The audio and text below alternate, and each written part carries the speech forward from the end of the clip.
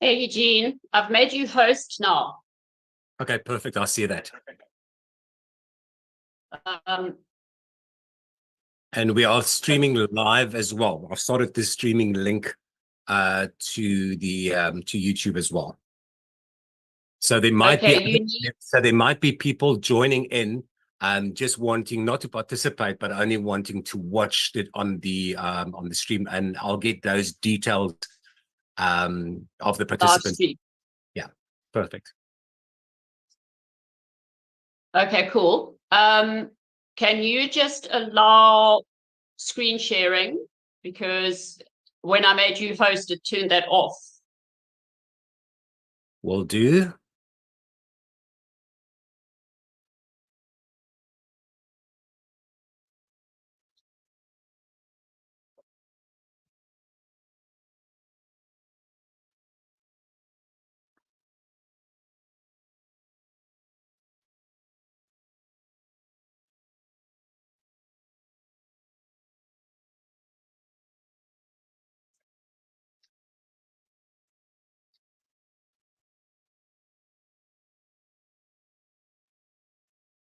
Okay, I'm just trying to figure that one out quickly. Okay, go to that share screen thing at the bottom. And then if you click on that, it'll give you options. Oh, there it is. Advanced sharing options. There it is. Allow multiple participants to share, I think it says. Yes. Okay, it's done. Just check from your side. Ah, got it, yes. Okay. Okay, here we go. Can you see that now? It just says started screen sharing, so it would probably pop up now.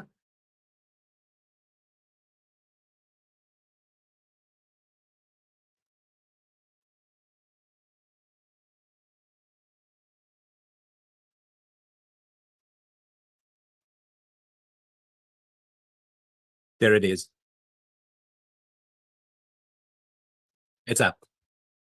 Okay, so you can see my screen now. You can see that. All right, perfect.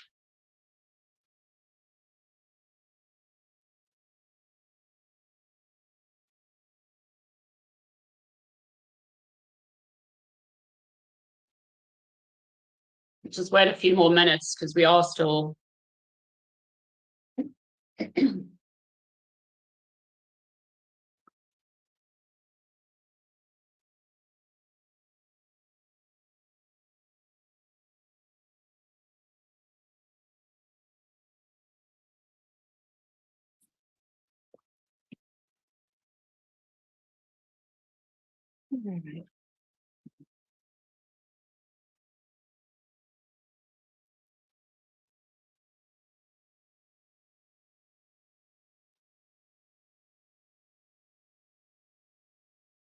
Hallo.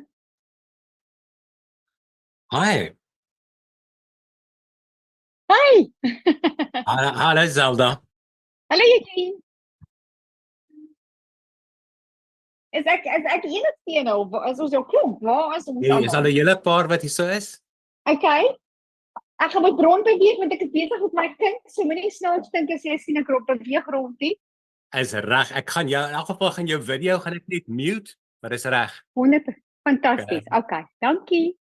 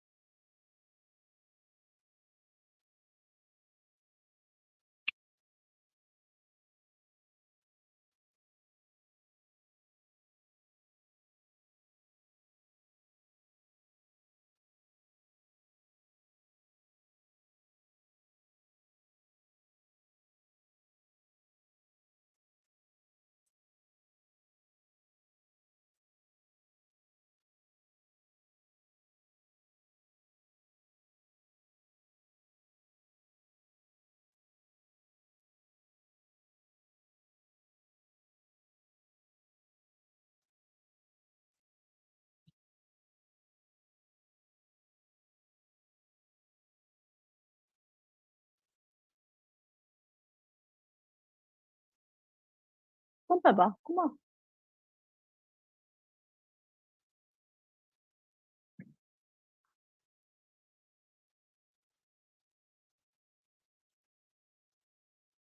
Good afternoon, guys. We're just waiting for the last people to enter the waiting room just to join. We'll continue within the next minute or two.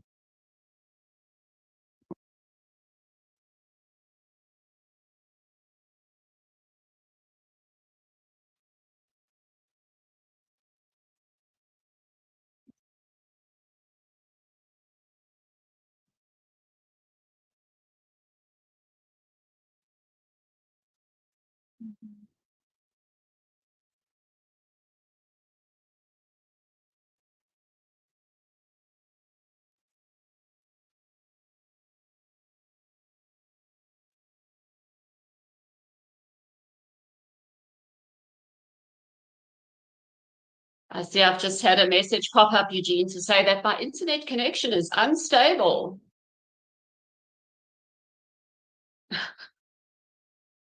The joys. The joys of technology. Oh, drives me batty.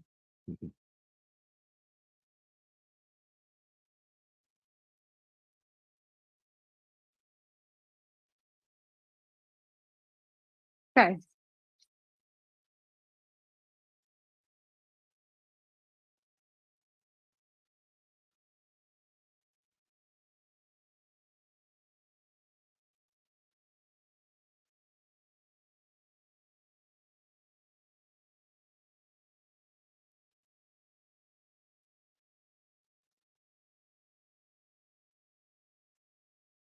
Should I start in the meantime, Eugene? I think you can start. I see we have 26 people joining online on the website platform, so that's quite good.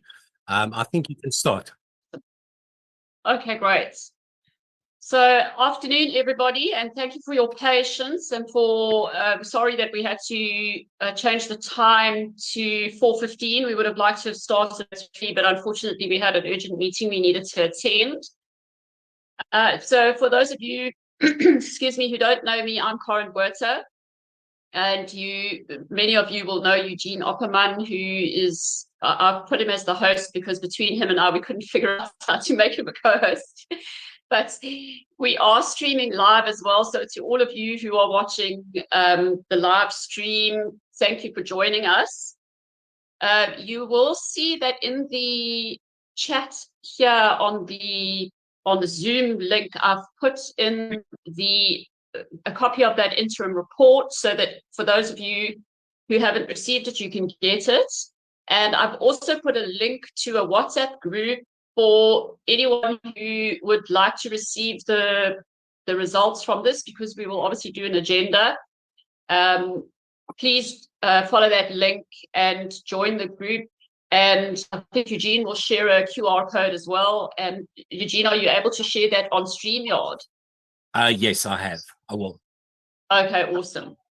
So before I start, I'm just going to run through. I've just done a brief overview of the results of the research that I did towards the end of last year. But before I do that, Eugene's just got some housekeeping things that he'd like to just mention. Yeah, thank you, Corinne. And yeah, welcome to all the attendees. It's sure great to have, well, we've got about 16 people online. And we've got about 30 people that's joining on the streaming link, which is that there is some traction, which is actually brilliant, of people wanting to make an effect change. The aim of these think tanks is to get a collaborative people. Could I just ask the people to mute themselves? Is to get a collaboration of people together and to discuss certain issues. Specifically, today we're going to discuss the domestic violence court. We're going to discuss the maintenance court as well as the children's court. So Corinne has done quite a lot of research on those, and she circulated those, and she'll explain that to you in a moment, on questionnaires that she sent out to different people and all the attorneys specifically. And that was brilliant because she received some feedback, and that would allow us, when she shared that with us, that would allow us to come up with some creative ideas of how we can actually better and to improve the system that we currently have. Just a couple of housekeeping rules. Might I just ask that you switch off your cameras just for bandwidth purposes? I know that Corin is struggling with some internet difficulties on her side, as well as to mute yourself. You are welcome to use the chat function if you have any questions. If we do not get to all the questions, we will definitely circulate the questions amongst all the attendees here as well. Like Corin said, that there will be a WhatsApp group that you could join, and we will share all the documents and we will share all the ideas on there as well. Just as we are working with some sensitive topics, specifically when it comes to the domestic violence and the maintenance, if you do feel triggered in some shape or form, you're welcome to leave this platform and then to read the transcript afterwards. There will be a transcript that will be circulated to all the people afterwards as well. That's basically from my side. We're going to try to keep it around 2 hours, 2 hours and 20 minutes and so forth. It will be an interactive session. So please do ask questions, raise your concerns, raise your voice, because that is what we're here for. It is a think tank. It's not a presentation, apart from Corin that would do the presentation on the beginning, just to give us some idea of the stats that she compiled and the research that she has done. But it is interactive, so please speak up. You will not hear a lot from me and from Corin. It's a collaborative where all the people can join in and to give their feedback. Thank you. Over to you, Corin. Thanks, Eugene. Okay, so yeah, as Eugene said, I did this research last year. I sent these questionnaires. I'm sure many of you would have responded to them, and I'm very grateful for that. Thank you. They were sent out to the various family law forums. For those of you who aren't members of the forums, there is a Gauteng forum, a Cape Town or Western Cape forum, and a KZN forum. So please look at joining those forums. I sent it out to them. I also sent it to the LSSA, who sent out 2 newsletters with the links to the questionnaires, and I got a fair amount of feedback. I would have liked a lot more, but it did bring up some very clear results, so I'm going to run through those. And like Eugene said, the point of this is not for me to tell you what the research results are or anything like that. I will go through them as quickly as I can, because they are indicative of what's happening in our courts. And anyone, or those of you who are attorneys who are watching, and either here on Zoom or who are on the live stream, you'll know what it's like being in the courts, having to attend to matters in the DV, Children's Court and Maintenance Court. So I'm just going to run through the questionnaires so that you get an idea of the results. And what I've done is I've put it into the various courts, and then I've just highlighted what those stats are. So these are the questions. So each one has just got various questions that were asked, and then the results of those questions from the different courts. So for starters, on average, how quickly are matters finalized, which for me was quite an eye-opener. I mean, you always think it's only your cases that are taking so long, but you can see from the results, both domestic violence and children's court say 6 months to a year was the highest number of respondents. And then the maintenance court over a year, 46.6% said it takes over a year to get a matter finalized. So this is something that we need to try and find solutions to. And how can we help the courts to better streamline the processes? Then do the courts set dates for service and filing of affidavits or the exchange of documents? Domestic violence was largely yes, 40%. And then the varies across court was quite high. Children's court, more no than not. Maintenance court, yes. And I think the important thing to take from this for me is that there need to be more standardized procedures at the courts, but we'll get to that. This is obviously the question was, if the courts hold a formal pre-trial, you'll see that domestic violence and children's court and maintenance court all said no.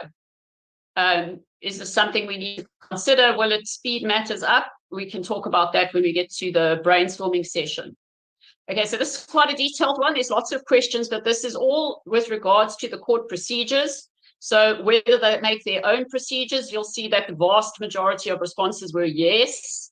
The respondents were asked to, the questions were agree, strongly agree, agreed, neutral, disagree, or strongly disagree.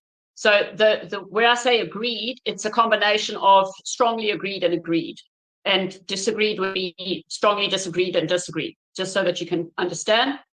The court procedures are in written format. You can see that there was the majority disagreed with that. The procedures are changed without notification, largely agreed. Procedures are easy to follow. This was pretty inconclusive. There wasn't really a strong trend here. But I think for me, what this highlights is that if this meeting is being recorded, practitioners are having issues, then those who are not legal practitioners, so the litigants themselves, must really battle when they go to courts. Because if you see here, I know exactly what the procedures at each court are. Again, the majority disagreed in the domestic violence court. Children's court, they agreed, and then maintenance court, inconclusive. So it's a bit of a mixed bag when it comes to that kind of thing. Right. This is again with regards to the court procedures. The filing system, I asked if the filing system was excellent. And scarily, maintenance court, 63% of people disagreed with this, which is a big concern because, as we all know, in maintenance matters, the files become quite prolix and there is a lot of paperwork, and if your documents aren't in order, that is leading to additional delays. Then when asked if standardized procedures should be available online and at each court for the unrepresented litigants, you can see there that the vast majority agreed that they should be. And I think it would make it easier for all of us. And then, of course, does court start at 8:30 sharp every day? The vast majority said no. And yeah, I mean, it's incredibly frustrating for us as legal representatives. I know, you sit there for 3-4 hours waiting to see a clerk or a magistrate. For unrepresented parties, I've seen unrepresented parties get turned away and told, no, you must come back again tomorrow. And when we consider that the vast majority of our population are incredibly poor and are paying taxi fare to get there, it's just unacceptable that they have to keep coming back. So this for me is something that should be very easy to remedy. All right, now this was with regards to magistrates and the staff court. Should magistrates be required to undergo specific training if they're required to handle these particular matters? And of course, we know that many magistrates in in a lot of the courts have very little training and come from other areas, often from either normal civil litigation or even criminal law. And you can see, I mean, in children's court, 100% of participants agreed that this should take place. Then whether or not ad hoc magistrates should be appointed from senior specialist practitioners, again, the vast majority agreed. Are unrepresented parties properly assisted by court staff to prepare for hearings? You can see, sadly, that the vast majority said no, and this is extremely concerning for me particularly, because the vast majority of our litigants, as we know, are not represented. So it's easy enough when they've got an attorney who can take care of all that stuff for them. When they are not represented, it's really a battle. So, of course, I asked whether the staff are available electronically or telephonically, and as you can see, that was largely disagreed. It would make it a heck of a lot easier for most people if we could at least pick up a phone and phone somebody at a court. Then asked if magistrates do not treat parties with dignity and respect. Now, I phrased this as a do not. The majority actually disagreed.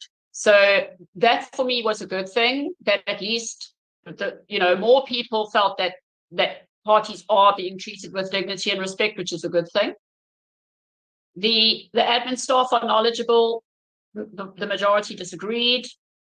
Whether or not the magistrates are experienced in child maintenance and domestic violence related matters, unfortunately, there was more disagreement than agreement. It looks like this slide, you actually can't see the bottom here, but in any event, the results of this one were inconclusive as to whether or not the parties were treated with respect and dignity by the staff. So again, now this is the causes of delays, and I think this is where, for me, in any event, this think tank is so important, because I think if we can find a way to avoid delays, we can make our justice system so much better for all parties. Eugene, am I still all right? Because my computer's telling me my internet connection is unstable. You are fine from this side. Okay, good. Right, so as you can see, where one of the parties is uncooperative, the vast majority agreed with that. Attorneys or litigants not complying with or abusing the court procedures, again, the vast majority agreed with that. And I asked a question below that one to say, what sanction does the court impose for parties who don't comply? And most of the responses were that there are no sanctions and it just causes another delay or the matter's adjourned again. So that is something, again, that I feel that with a proper with the cases being managed properly by the courts, this could easily be sorted out. Files or documents getting lost, sadly, this figure is too high. Insufficient clerks at the courts, maintenance court, obviously very much so, but again, it's the majority. And we have to bear in mind now, when we start to brainstorm some potential solutions, is that the DOJ and the judiciary and the magistracy have a limited budget. We all know this. And so we're swimming upstream if we think we can just go to the DOJ or the magistracy and say, you need more court staff and you need more magistrates, because unfortunately they have constraints that we have to consider. Then there is this, again, this was continuing on the causes of delays, hearings getting crowded out. We know all too well that this happens far too often, and as you can see from the results, it is happening far too often. Delays with matters being referred to the family advocate. Obviously, this was only asked under the children's court, in the children's court questionnaire, but that was a large percentage. No magistrates available. You can see this is a completely mixed bag. This was 50% agreed, this was 50% disagreed, so it's a bit of a variation. So these sort of things were, postponements by magistrates, that matters are being postponed all the time. We know that.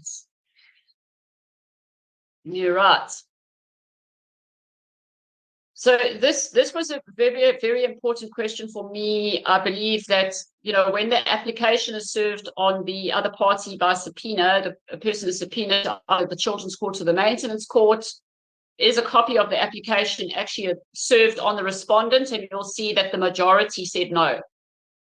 And in my view, and we can talk about this only causes more delays, because if the respondent is served with the application papers, they know what they're going to court to answer to, and they don't go to court to say, well, I don't know what I'm here for, and I haven't seen the papers. Now it gets delayed because you want a copy of the papers.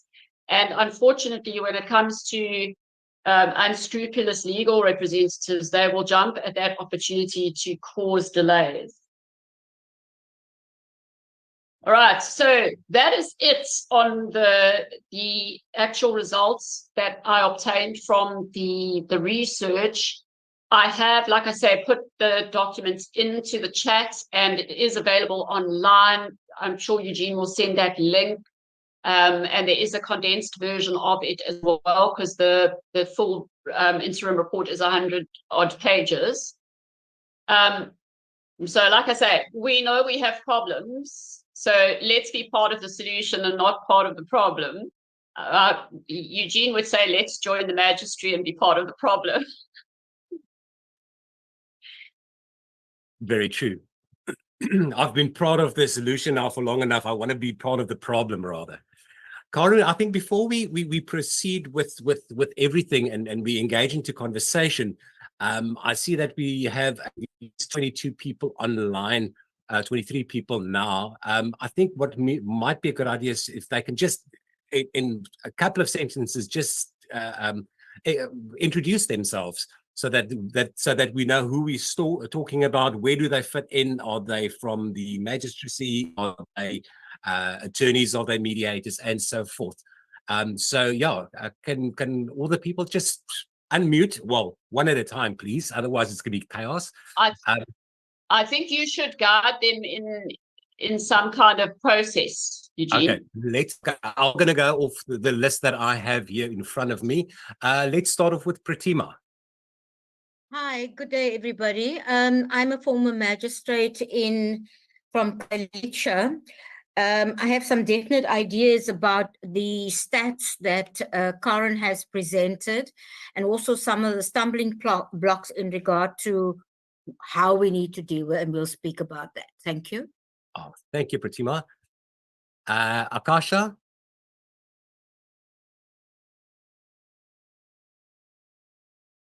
Okay, let's go to the next one. HW Mediators.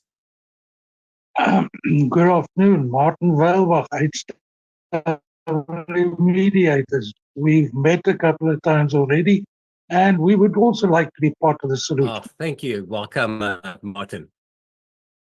Alette Moorcroft. Yes, hi everybody. Can you hear me? Yes, I can hear you perfectly well. I'm an attorney and a mediator as well. Fantastic. Thank you, Alette. Alfred? Hi there. Yes, Alfred Walpe from South African Mediators. Been around for a while. I'm sure you recognize me. I'd like to be part of the solution as well, if possible.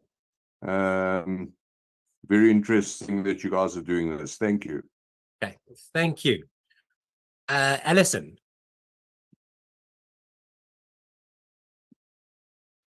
Alison, are you there?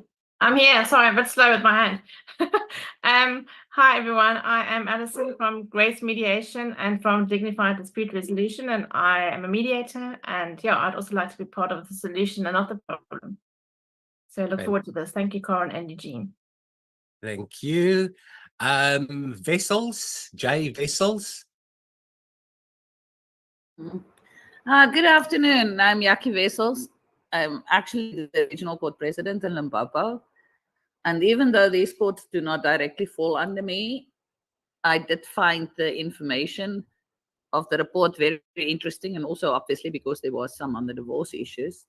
We've been running some initiatives in Limpopo last year, and we have another one this year. So in order to get things moving at court, so yeah. Thank you so much. From that perspective. Fantastic. Just for the others, Yaki is phenomenal when it comes to these insights that she can give. I've sat in on a couple of webinars with a couple of meetings, and yes, that's absolutely valuable. And thank you for joining us. I know that you've got a very busy schedule as being the RPC of Limpopo, but thank you for joining us. Next person on the list is Karen Ellis-Brown.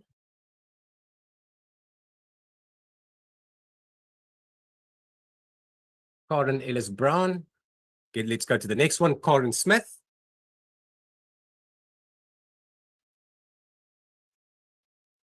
I don't want to talk to us. Livuyo.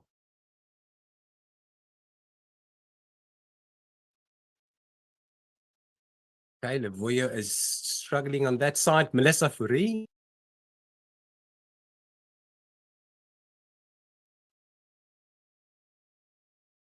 Okay, let's go to the next one there. Natalie.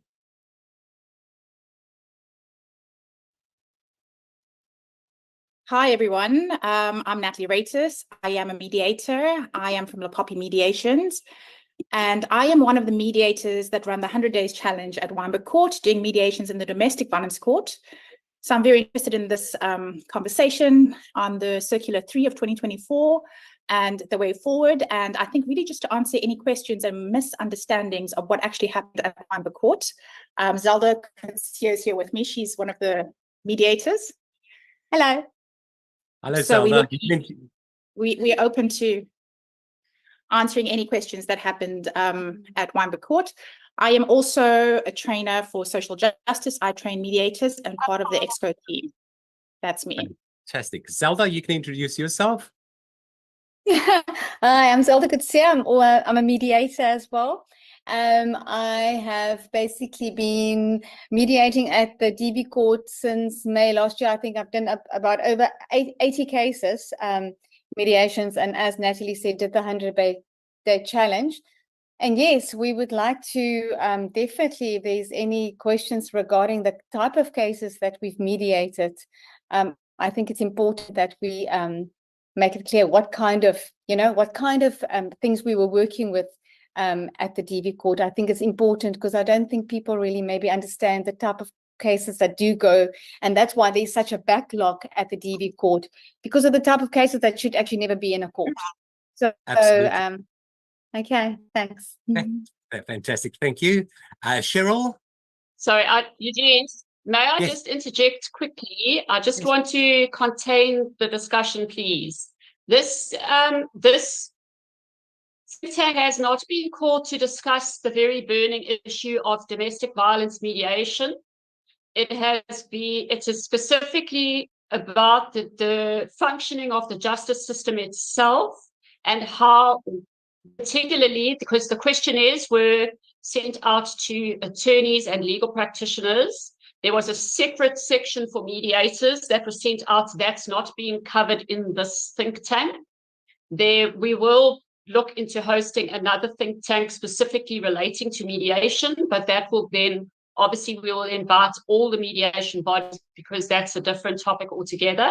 But this relates to the functioning of the actual courts, the domestic violence court, the children's court, and the maintenance court, and how the system itself functions, not outside that mediation per se. I just wanted to clarify that. Thank you for that. Cheryl?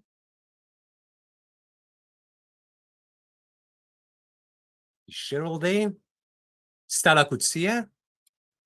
Good afternoon, everyone. I'm Stella Kutsia. I'm divorce mediator, and I'm also from SAM. I sit on SAM's executive committee. Thank you. Welcome, Stella. The next one is Tanya.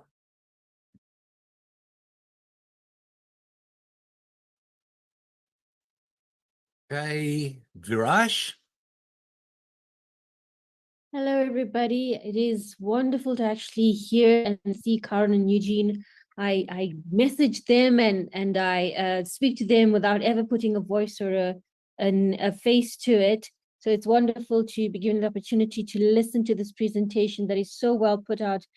Karen, it is the research and the information we need to know how to move forward and where we should focus on moving forward.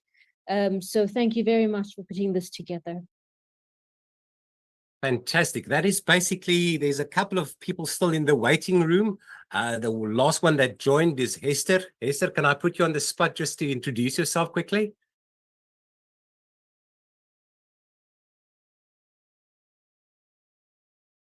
Hester does not want to talk to us right now. Right, Karen, I think we can proceed. I think, well, you know what, because all these courts overlap. I mean, you've got the maintenance, you've got the DV, and you've got the children's court all intertwined. I don't think it's wise just to split it off by a court because it will be intertwined in treatment. So yes, let's start off with the discussions.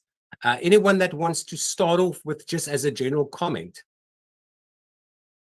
I'd very much like to hear from the magistrates, whether past or present, because I think they can give us so much insight.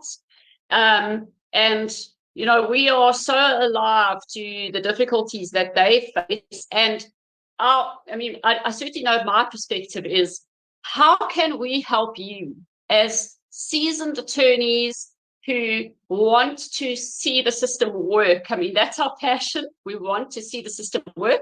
How can we help magistrates and the court staff to help litigants to get the justice they've come to the courts for?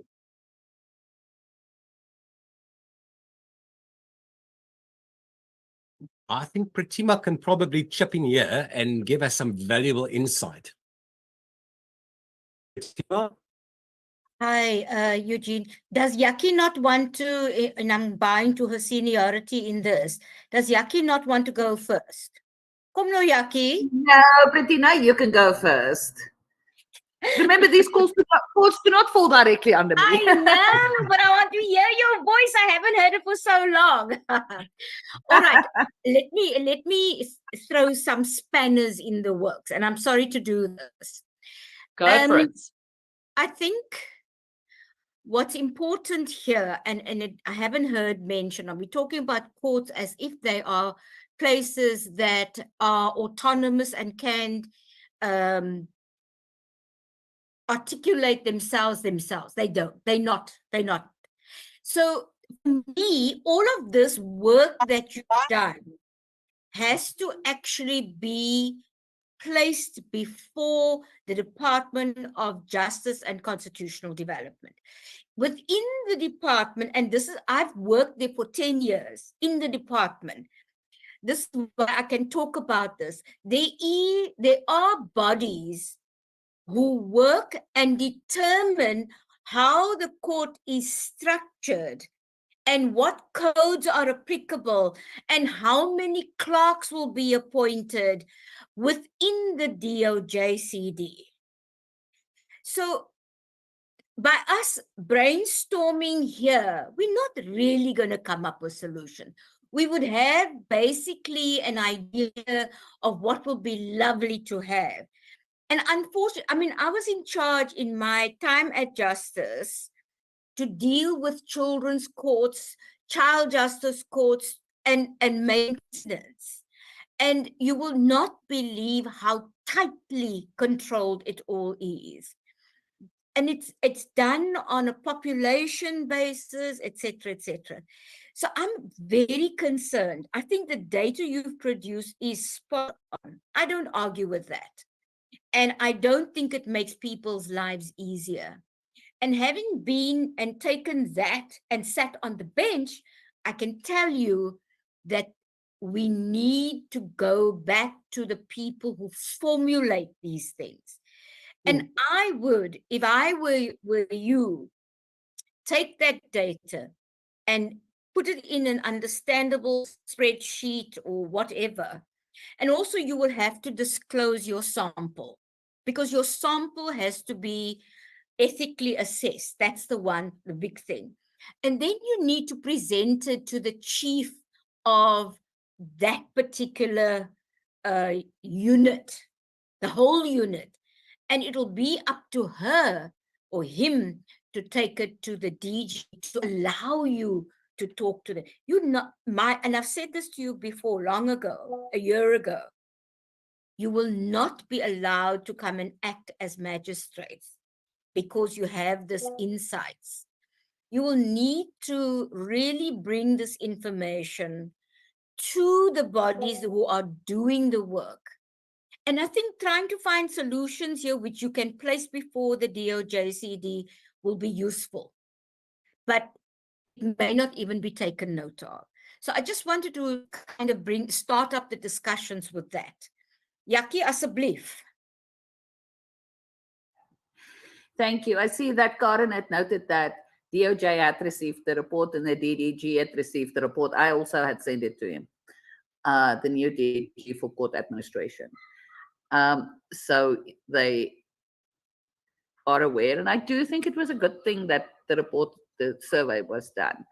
The one thing I'm sad about is that it seems that it was mainly overall kind of Gauteng and the two other provinces. I would love to have heard more about Limpopo, for example, especially because of all the initiatives we have been doing here. Which brings us back to what was mentioned about the 100 days initiatives.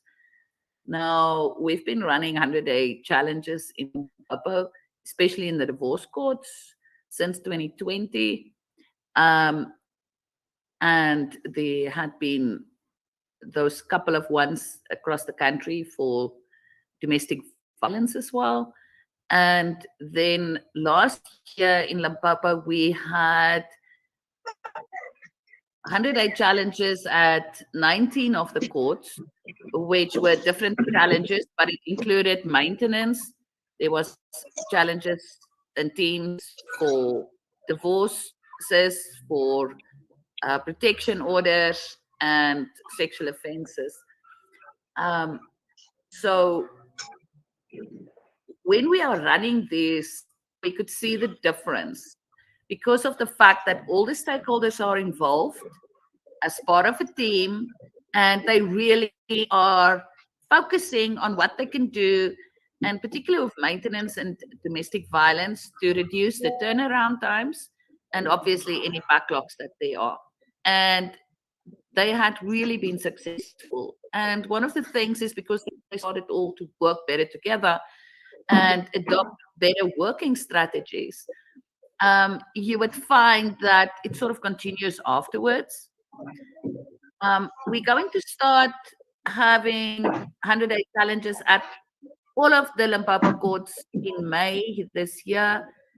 That is sitting full-time. So that's 50 courts. And we're having 100-day challenges, again, for maintenance, domestic violence, divorces, sexual offenses, as well as we're looking at one or two others as well that we want to run, including also making more use of virtual hearings, and in order to make it easier for people to be able to participate in court proceedings, because obviously often people are far away and it's problematic for them to get to court. And looking at all of this. Now, if you have this kind of thing, because the teams are also having weekly meetings with themselves, between them, with the stakeholders and things like that. And it really, really makes a difference in being able to achieve. And the whole thing with 100 days is you set yourself an unreasonable goal. And they most of the time achieve more than the goal. One of the things that we have found is that where all of the stakeholders participate, it really makes such a difference. You know, SAULA, the Women Lawyers Association people, they offer to assist people pro bono, especially with maintenance and domestic violence, where the other party is defended so that they can assist there. The family advocate also, as part of the challenges, improve the turnaround times for reports and things like that. So it really, really makes a difference. So we had really found that it really is an effort. If all the stakeholders work together, you really can make a difference. We do with that also a lot of outreach. Our legal aid have got weekly radio spots at all the community radio stations where they would be focusing on these topics to raise awareness, explain to people how things has to be done, what they need, how to go about it. Yeah, the mediators were also involved, also offering also partly pro bono services to assist the pupils at the bar for the advocates. I mean, they came in and they assist us with divorce files, going through all the files to see all of the cases that were not finalized, what's the hiccups to help send out notices, things like that. If okay, yeah, together, just to interject quickly, it's brilliant, and I mean, I've seen a couple of very good reviews and people, you know, what attorneys in your province that say, you know what, that's absolutely brilliant. The question would be is how can like-minded people, like everybody on this group now or this meeting, how can they physically assist? What is the practicalities that they can do, bearing in mind all the stats that we have now and everything?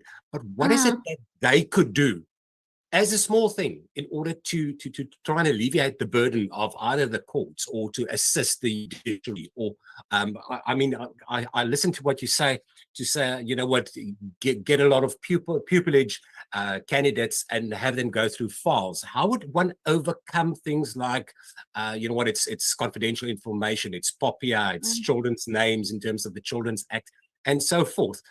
Because, I mean, you guys are running a tight ship in Limpopo, and you're doing it exceptionally well, and I think the Western Cape can learn from that. So we will be tapping on your expertise on to say, you know what, this has worked in the past, or this can work now. So yes, some comments on that. Well, the pupils, obviously they have to sign the confidentiality forms and you know, things like that. And they also were supervised. So, you know, it was, like I said, it is that ship that is being run. But the results, I mean, that's like I said, it's not even, it's from the stakeholders that we keep on doing this because of the fact that everybody see the difference and how everybody is involved. And like I said, with this, a lot of outreach go as well. Basically, to get this started, I mean, we currently doing it under the NSP, NGBVF, Pillar 3 formal 100-day challenges. But I mean, you don't need to do that necessarily. But part of that is, I mean, to go talk to the magistrate, the head of office, the chief magistrate, in starting to implement. I mean, we're running our courts now in a cycle from basically from May until beginning of August. And then there's the next cycle of courts wanting to register that can run from August to November, basically from Women's Day to just before 16 days like we did last year. So there's different ways, but I mean, first and foremost, it is identify what's the main obstacles at a specific court. We had a court where we found that part of the reason why there was such a backlog was because they still mainly used registered post. And we know what that means. And because of the fact that when the staff realized that the other courts had moved over and started using technology and the difference that made, they started doing that, and they managed to basically eliminate all 400 backlog cases that they have got finalized in the 100 days, you know, simply because of the fact that they started calling and emailing and contacting people, and things just work so much easier. I must say, once everybody is on board with this and go with it, it's amazing what results is coming out of it. Training, you know, we've been doing joint training and apart from the outreaches as well. And it is really about supporting each other, I think, in the end of the day, by working towards a similar goal. Because, I mean, yes, you may be adversaries in the courtroom, but in order to make sure that the system works, we need to work together. Absolutely, totally agree. Oren? Yeah, thank you, Yaki, so much for that. It's very valuable, and we're going to draft an agenda, a minute from this, and we'll take down those suggestions, because my thing is that we have amongst the legal fraternity, we have this wealth of knowledge and experience, you know, of people who have been legal representatives for years and years and years, and that needs to be tapped into. And I know there are a lot of attorneys and other legal representatives, like you say, you've got counsel and so on that are assisting there. It's such a great way for us to be able to, I mean, it can be part of our pro bono services. That's what, you know, where we're at. And if it means that we can't sit as acting magistrates, well, you know what? Tell me, well, Corin, if you can come to Strand Court once a month and sort out files for us, if that is going to be my way of helping, I'm all for it. But we can't come up with solutions if we don't have the conversation. So that's what this is about. This think tank is about having the conversation. How can we help you? How can we be part of the solution instead of being the ones that are constantly complaining about, you know, what's happening in the court system?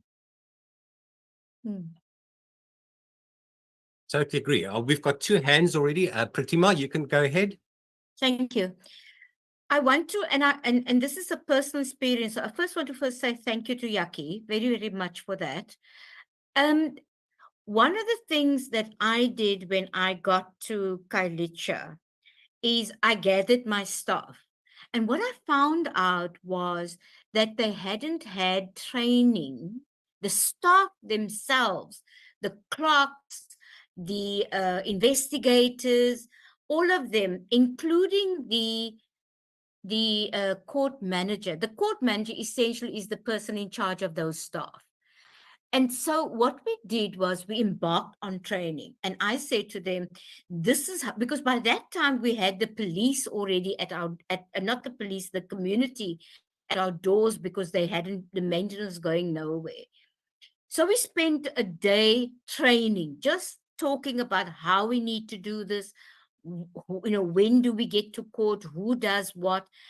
And I think when the court manager understood that I wasn't trying to in any way minimize his base with his staff, and that we actually wanted to make it more efficient, that there was buy-in. And as Yaki has mentioned, if you get people within the court, and I mean, I think this is possibly where, when you're offering your services as pro bono people to come and talk about what's happening in the maintenance court and how can you assist, maybe you could get hold of the codes that are developed for an instance in maintenance or children's courts or any of those courts, and draft a simplified training session so that everybody knows, oh, when the code says take this form,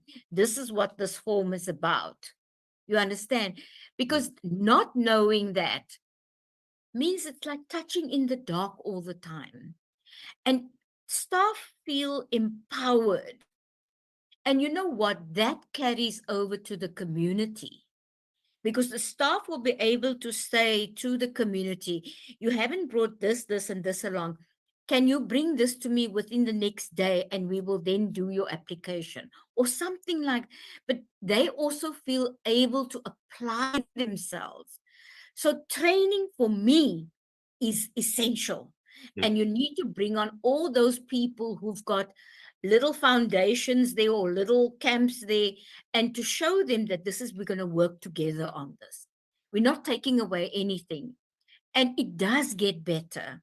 It gets very much better. So just want to add that. Thank you. Thank you, Pratima. There was another comment or a hand from Natalie.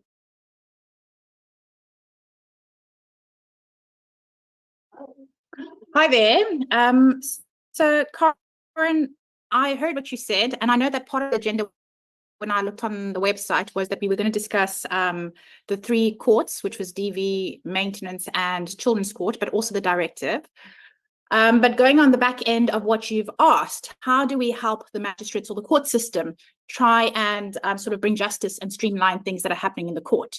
So just to give my experience, in the last 18 months, I have mediated in the 3 courts, the maintenance court, the magistrate, the maintenance, the domestic violence, and the children's court. And on any given week, I give almost 16 hours pro bono to the court.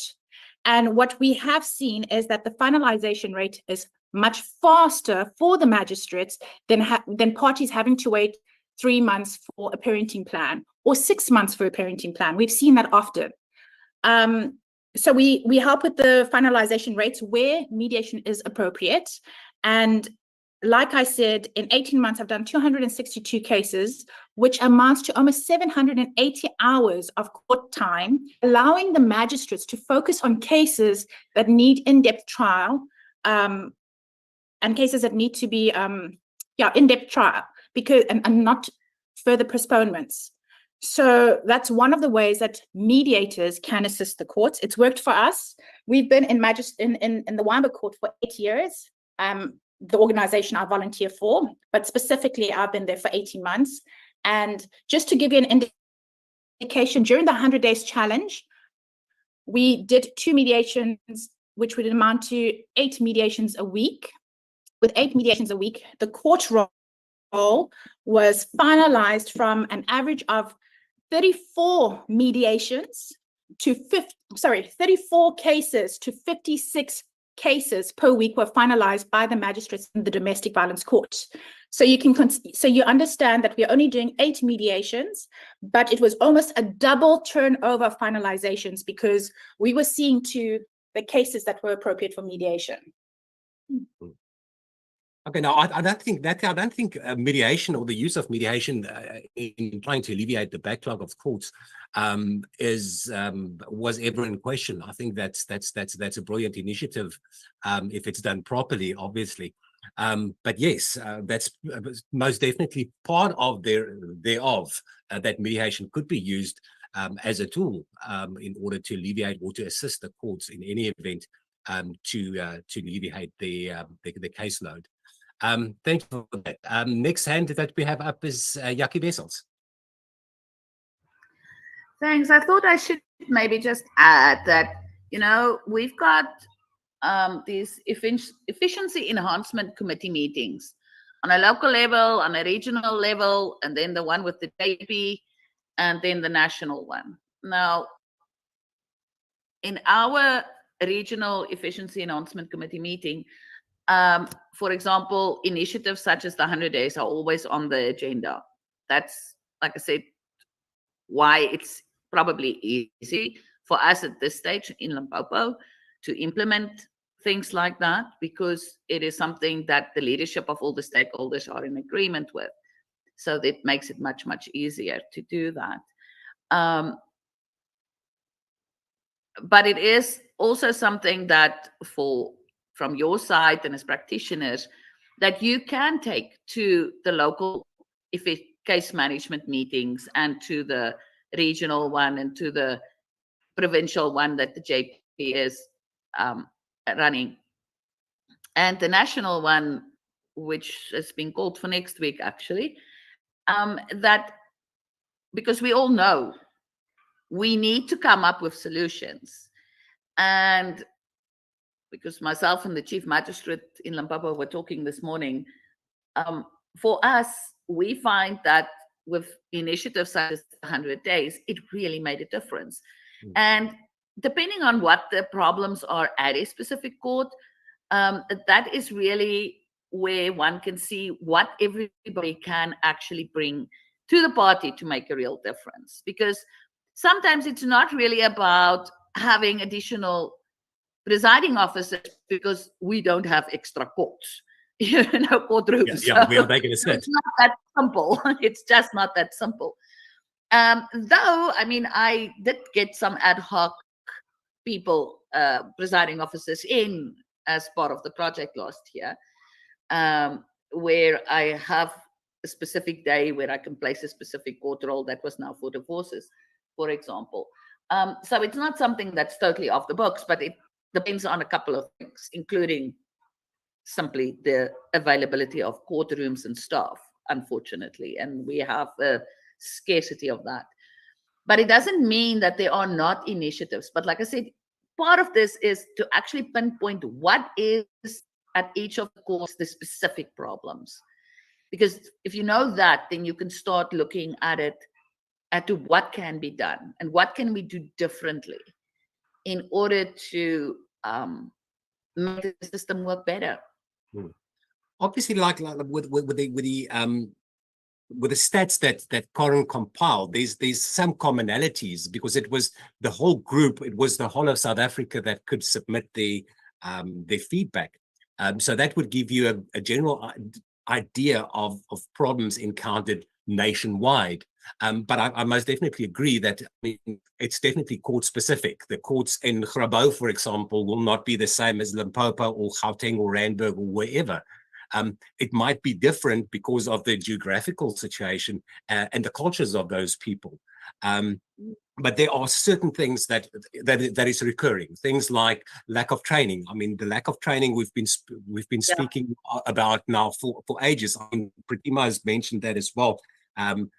Of people, there is just a general lack of training. Could that be lack of funds? Is it lack of political will? What could the reason for that be? And how can we, as people joining here today, how can we assist in doing training or assisting people doing that? I totally agree with you about the training. I mean, ongoing training is extremely important, and especially because there had been quite a lot of changes, particularly with domestic violence recently, and the problem is I feel very sorry for the clerks very often because there's not enough clerks. We know that.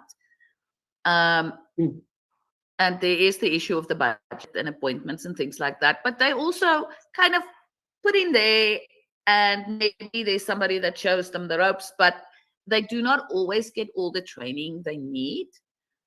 Partly because it's difficult for them to go out because they may be the only person, the only clerk dealing with domestic violence, for example. So it makes it very difficult for them to actually be able to, they can't just close the office, and go out and attend training. So that kind of thing makes it very problematic for them. But there are ways to deal with these things. But one, you need to maybe do the same training twice in order for everybody to get an opportunity to attend and have that kind of understanding about how can we make this work. But sometimes you also need to have a couple of and coming back to the areas, we have areas that is very big. And it's difficult, as you say, for people to travel to courts. So one of the initiatives was that the clerks went twice a week to specific areas in the villages where they've made arrangements with the traditional leaders that they could use in office and that people can come to them. They help them with the forms there, take it back to the court the next day, and the day thereafter they come back with the orders and things like that. So sometimes you need to look at what is the problem in an area. We've also found that starting to use a lot more virtual really helps a lot, because often you would find with maintenance, for example, that the one party may be in Limpopo, but the other party may be in Gauteng, and it's difficult to travel, etc. And that's what's delaying the cases. But being able to log on virtually, they're able to actually get it finished. And it's much quicker, easier, and cheaper for everybody involved. Correct. So that's why I said you need to kind of look a little bit at what's the kind of problems in an area as well to really see what will work. But obviously, I'm a big fan of technology, as some may know. The department is busy with the maintenance, online portals, development. They're in the process of dealing with the domestic violence ones. I mean, but it's a process.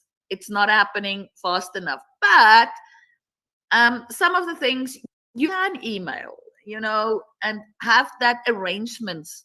But again, making sure that the clerks also know, look, let's do it like this. Let's try it out. Let's see how it works and then go from there.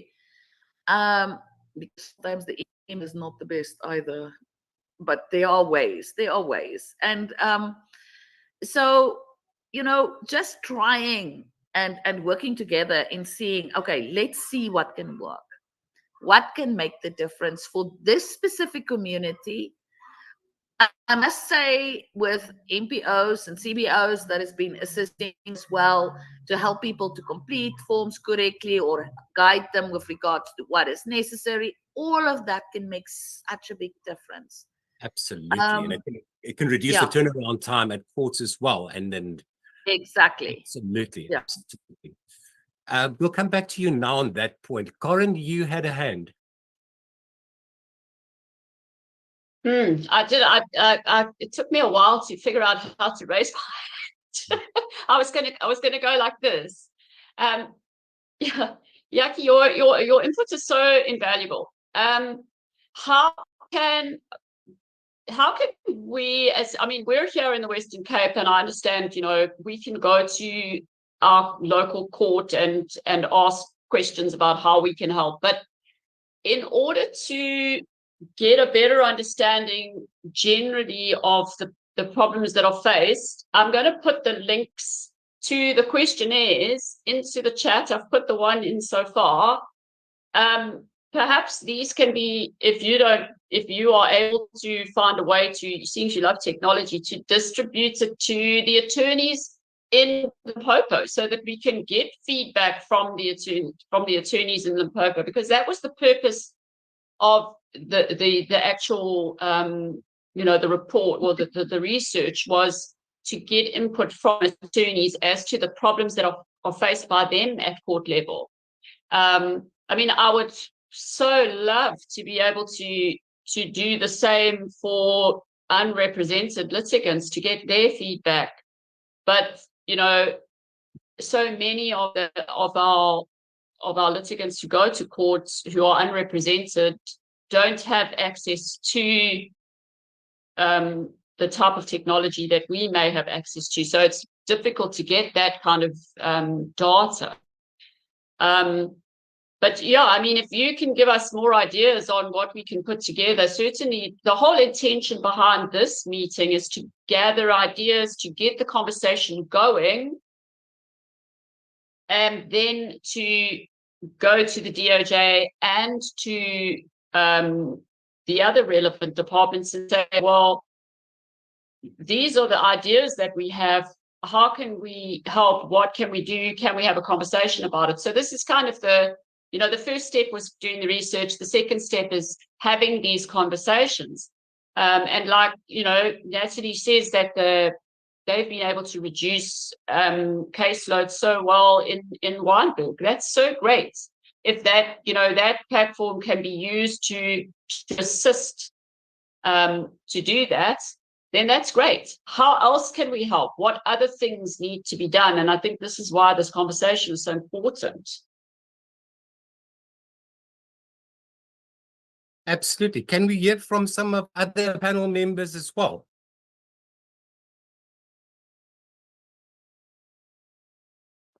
Can I just make a point here? Sure. An attorney in Gauteng, Johannesburg, I'm also a mediator and an arbitrator. I noticed that they said there was going to be some assistance with regard to the completion of forms. Do we have forms in other languages? That's the one question. And then the second thing is, perhaps someone can help with actually, like having an explanation to the forms so that people know what is expected of them. Because I notice a lot of people don't know how to complete forms at all. So that's just a pointer I wanted to add. That is actually very valuable. Yes, I found that because I tutor conveyancing and notaries, and I found that people don't know how to complete the forms in the Deeds Registries Act when I'm teaching them about the exams. So I did sort of, a pilot project where I completed the form and I said, this is what you would put into it, either that or that, but you've got to read it and look at it, logically, and whether it makes sense and it's in terms of the law. But these are simple forms, which it nevertheless require, the maintenance forms, etc., require the actual some assistance so people can do it on their own as well. That's about it from me, and thank you very much. I'm having a look at your website as well. Great. Yes, with regards to the forms, there was a couple of submissions made to the South African Law Reform Commission to change it and make it more user-friendly. because the maintenance forms are chaotic. I mean, for me as an attorney with 2 legal degrees, even I struggle to fill in the damn form because there's just things that you do not understand. And now you give that form to someone sitting in Hopefield or Hopetown or one of these small little towns, and you ask about immovable assets. And you know what, that's things that they do not comprehend. They do not understand that.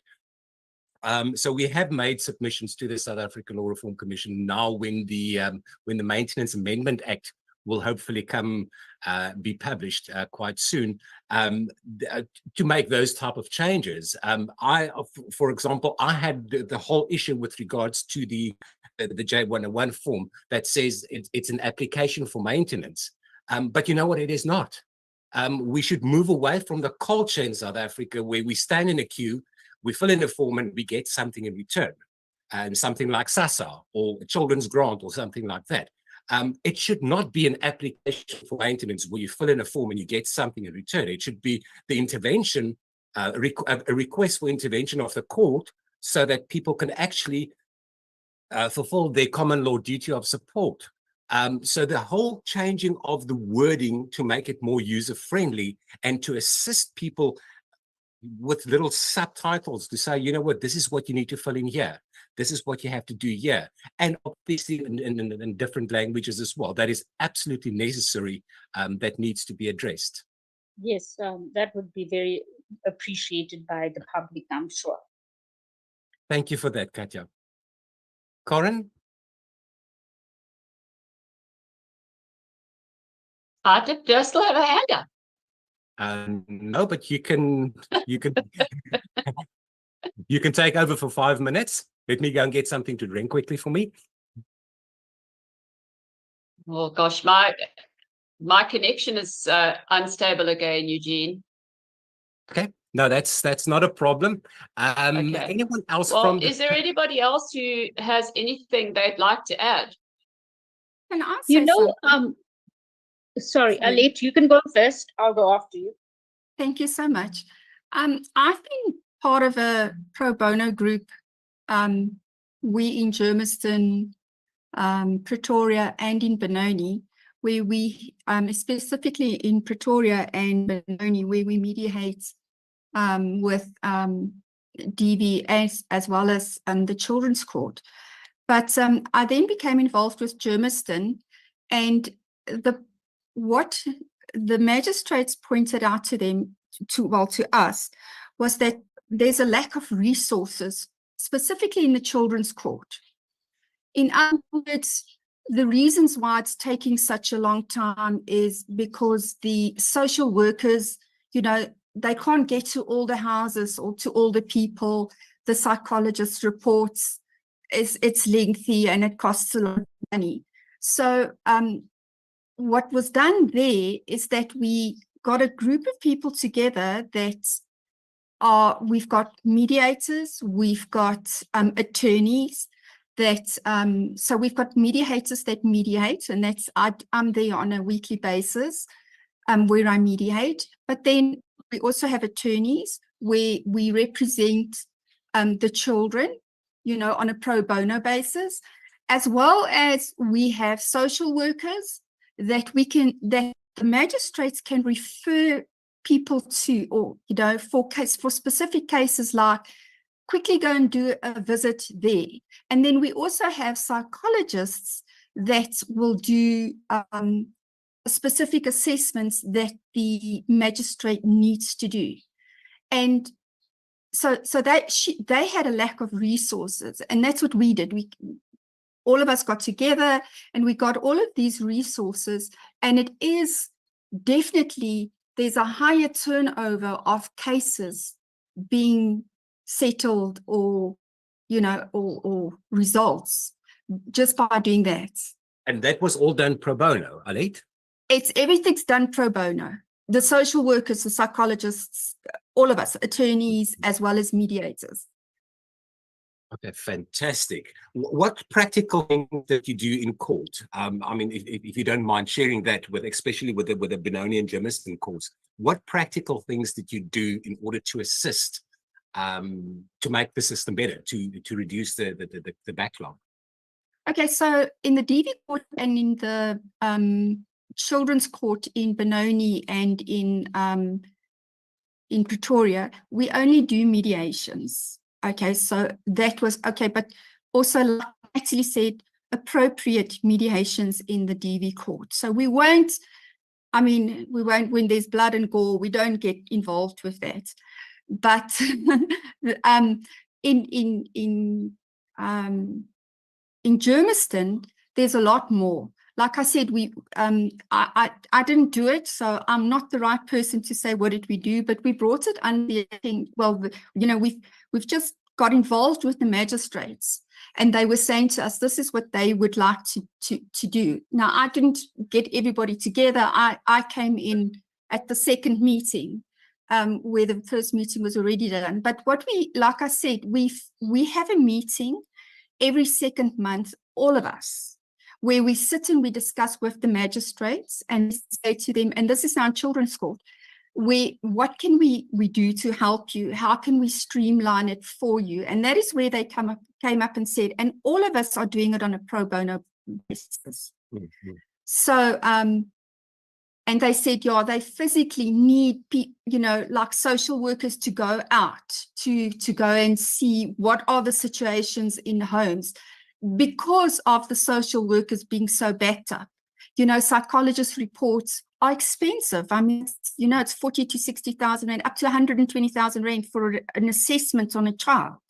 So those are the things that that they practically needed. So we said, okay, we'll do that.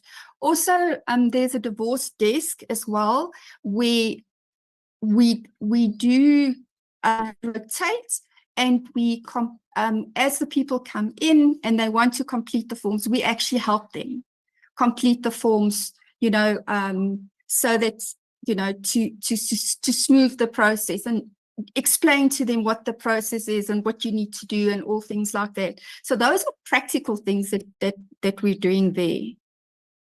Okay, that's brilliant. I like the divorce desk idea. Any comments from the audience? Eugene, can I ask a question? What is the process if you're going to mediate those domestic violence cases, which you can? Because remember, there was a directive saying that you can't mediate them, because I think those are the very serious ones. So I want to know, when you're mediating and it's in the magistrate's court, so are we going to use the court annexed forms for mediation? What do you suggest? That's the one issue. Then because they revamped the act a bit, I think. So we need to look at the forms to see whether they're user-friendly. Even though I am a mediator, a court annex mediator, I've only done a few, and that wasn't in domestic violence or maintenance. We can even probably do those for maintenance. It's the forms that we need to look at specifically for those particular, whether they befitting these kind of disputes. I would have to go and look at it. I haven't looked at the forms for a while. Okay, so I think that's important. Yeah, yes. Just 2 points that I just want to raise. I can see Corin wants to say something. But before I get to that, number one is there is no such thing as a court annexed mediator. The whole court annexed program has been stopped by DOJ. So there is no court annexed mediations or mediators in any event. With regards but didn't they say that the act is still, part of the act is still applicable? The whole project has been put on hold. If you check on the DOJ website, the whole idea or the whole project is put on hold, although the act still stands, and the certain provisions thereof. But I mean, the implementation thereof and in courts have been stopped by the DOJ. On the other side of the DV, yes, I think a separate discussion would definitely be necessary, or a separate think tank with regards to DV. DV matters has been in the news now, and it's been on everybody's lips. And I mean, we've been in meetings the whole day, and yeah, with regards to the specific issue, what can DB matters be mediated and so forth. And I don't think this is the forum now to discuss that. That is a specific topic because there are stakeholders at play at this stage where certain people have been tasked to do certain things with regards to investigation of what matters could be investigated, mediated. Is it appropriate? What is it actually legal? Can it be done? What are the checks and balances, the regulatory problems that we have with mediators? What if you have people roaming different courts and creating havoc? What is the checks and balances? What are the accountability of those type of things? So those are all things that DOJ, together with the judiciary and needs to discuss. But it is an ongoing process. The minister is well aware of it. The deputy minister, in any event, he's well aware of the concerns that some people might have with regards to DB. But I don't think for DB as such should be discussed at this forum, although we can make mention thereof as we go along. I'm going to give Karen a chance now, and then just after that, Yaki, which also has a hand up. Yeah, well, Eugene, you actually you covered what I wanted to say. As Eugene said, there was a meeting today, a lengthy meeting today, discussing this issue of mediating domestic violence matters. I think it's something we all need to be extremely sensitive about. It's not something where any Tom, Dick, and Harry can rush in balls to the wall and say we are going to solve the problems of the world. I think we need to be very considered about it. There are differing points of view, and it's important that we have discussions about it to hear people's points of view and how those processes are managed. But I think it's it is a hot topic at the moment, and this particular think tank wasn't to open that can of worms. Mediation is clearly something that can work and certainly should be promoted. I promote mediation in any kind of divorce, maintenance matters, children's court getting parenting plans and those kind of things, absolutely. But there have to be obviously proper screening processes to make sure that domestic violence is not involved, and if there is, how to manage that. But like I say, that's a whole conversation for another day. And if people want to convene a separate meeting to discuss that, I'm open to that. Let me know and we'll do it. Right, thank you.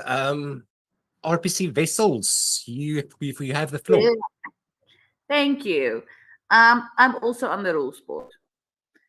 And the mediation rules, it's rules, okay, in both the Magistrates Court rules as well as the uniform rules for the High Court. There is mediation rules, okay? And that is specifically for civil cases.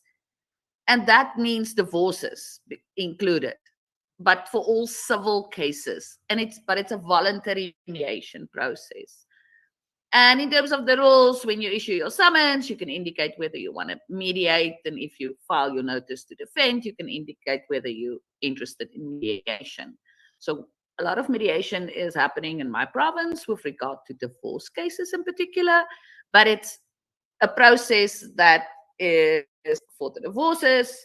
And I must say the mediators in Limpopo, I've got a forum, so they've simplified it because, I mean, there's issues like where do we find the mediator and blah, blah, all of those kind of things. So there's one number to be called, one email to be email address, and they arrange between the mediators themselves, looking at things like languages, areas, whatever, where there's something. So that works quite well.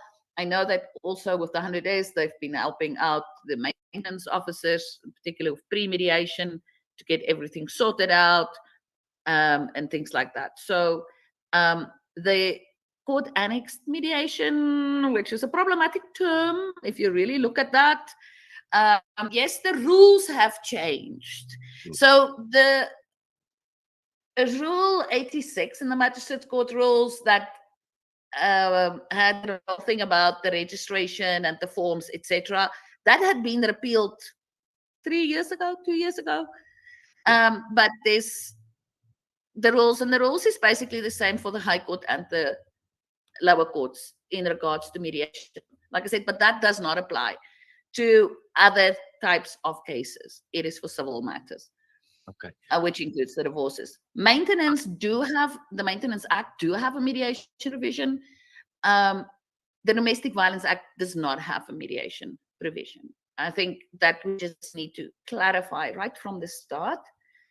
And I think that's part of where some of these other issues that come up as well. And obviously, yes, there's been some concerns about it. But I do think it is necessary that people just check the rules. Yes. Chapter 2 of the Magistrates Court rules deals with Correct. the mediation. Okay. You know how many little attorneys actually know about that. But yeah, Yaki, I want to come back just to one thing about your provinces. With regard to the Children's Court, we see a load of an increase of Children's Court applications coming through now. And I mean, it might be now with regard to the changes and the care and contact that could also be dealt with. How is it practical that we can, civil society and attorneys, how can they assist specifically in Children's Court? Again, remember, Children's Court does not fall directly under me. But I know at our Efficiency Enhancement Committee meetings, there was a discussion, and also the family advocate, and how, but we've got a good system here with family advocates as well, and all the attorneys know who to call, what's the email address, things like that, fast tracking things that needs to be fast tracked, and obviously from the magistrate side as well.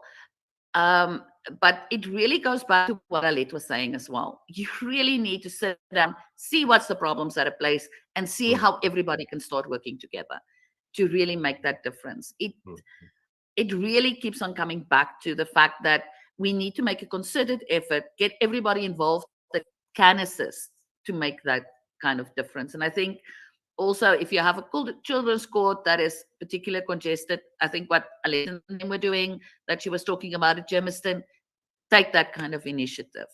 Have those meetings, have those initiatives. That's really, yeah, it comes back to working together. You mentioned something about the centralized, you mentioned something about a centralized email address and so forth. Well, can you explain a little bit more about that? Because that sounds like solving a big problem, because you've got so many people and you don't know who to signpost to, and it's like in crazy, you know what, who's who in the zoo. I like the idea of a centralized email. Who mans that? Who's responsible for that?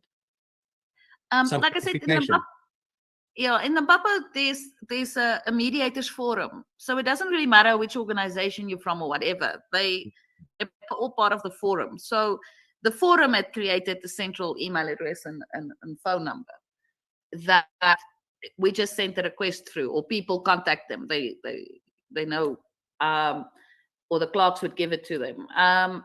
So the mediators then do the basic assessment and find out what's the needs and which areas, language needs and whatever else. And then they get suitable mediators to assist those cases in those areas. That's about the mediation. The family advocate here with us also got a central email address that everybody has got, and a contact number that can be contacted, just to streamline processes. Because in the end of the day, that's why I said, because we really work quite on a provincial basis as well as per court, but it really helps to make a big difference if you have some kind of centralized options to make it easier. And I mean, when it comes to the pro bono from the attorney side, I mean, our LPC had, for example, the pupils. I mean, that is fall under what they can do for community service, for example, and the pro bono, obviously. So the things, our LPC, as well as the other organizations like BLA and SAWA, etc., they also always part of our meetings. So representative, and that way we make sure that everything gets distributed everywhere. So that makes it very easy. Yeah, no, It's it really actually about can. working, and but even on a court level, they started having a WhatsApp group for the relevant people that should be contacted to just make it easy. To come back to, because I mean you've mentioned it as well, the lack of training. Who is ultimately responsible for the training of the different courts? Let's if you distinguish between the maintenance court, the domestic violence court, and the children's court, who is responsible for training? Because there might be some other people on this forum willing to offer their services and wanting to assist with the training thereof. For the administrative personnel, it is still Justice College, but I mean, there's also limited people, limited funds, all of the normal things that goes with that. So what we have been doing here is we just between ourselves internally arrange, with the different stakeholders, training, and or do webinars or whatever it is that we can just get people, talk about things. So it's really about seeing what's the needs and see how we can help each other. That we have this, and a lot of it would be open training in the sense of it's not just for the clerks, for example. We get everybody involved where necessary, and or specific groups depending on the needs. So one really need to look at it holistically. As much as there are, training institutions, we know that there are all kinds of other problems. And like I said, even for the clerks, being able to attend is not that simple. Logistics. For that, it really is. One need to really look at what's the needs, what can we do, how can we improve the situation, which way can work for that court and for that area. Okay, thank you for that. We have another hand before we're going to take a short break. Natalie. Thanks, Eugene. So I just want to sort of ask a question. I know that I specifically attended this webinar because I know that part of the advertising was that we were going to discuss the circular, and for some reason, Corinne feels very hesitant to talk about this topic. And I feel like as colleagues, unless we have the hard conversations, we're not going to move forward, So the question is, it was advertised that we were going to speak about that. Why is there stop to it or change to the program today? I know you said it's a discussion and not so much a program. That's what was said on the invite. And then the other thing I would like to more towards Jackie, you said there's no provision for mediation in the Domestic Violence Act. Now, I understand it differently. Section 5(1)(a) as well as Section 7(7)(b) makes provision for mediation, and I know that a few magistrates have said they go on 7(7)(b) when they offer mediation towards to the people who seek the parties in court, basically. They're led by 7(7)(b). I'd like to understand why there's this confusion about whether there is legislation or no legislation around mandating or not mandating, but giving the option for mediation. Thanks, Eugene. If I can jump in here, Natalie, just remember I said from the beginning, that's not my court. Okay. That's what I understood. I have not checked the legislation, the DV legislation specifically. That's what I understood. Like I said, as far as the rules and the civil mediation is concerned, that you can ask about, that I know.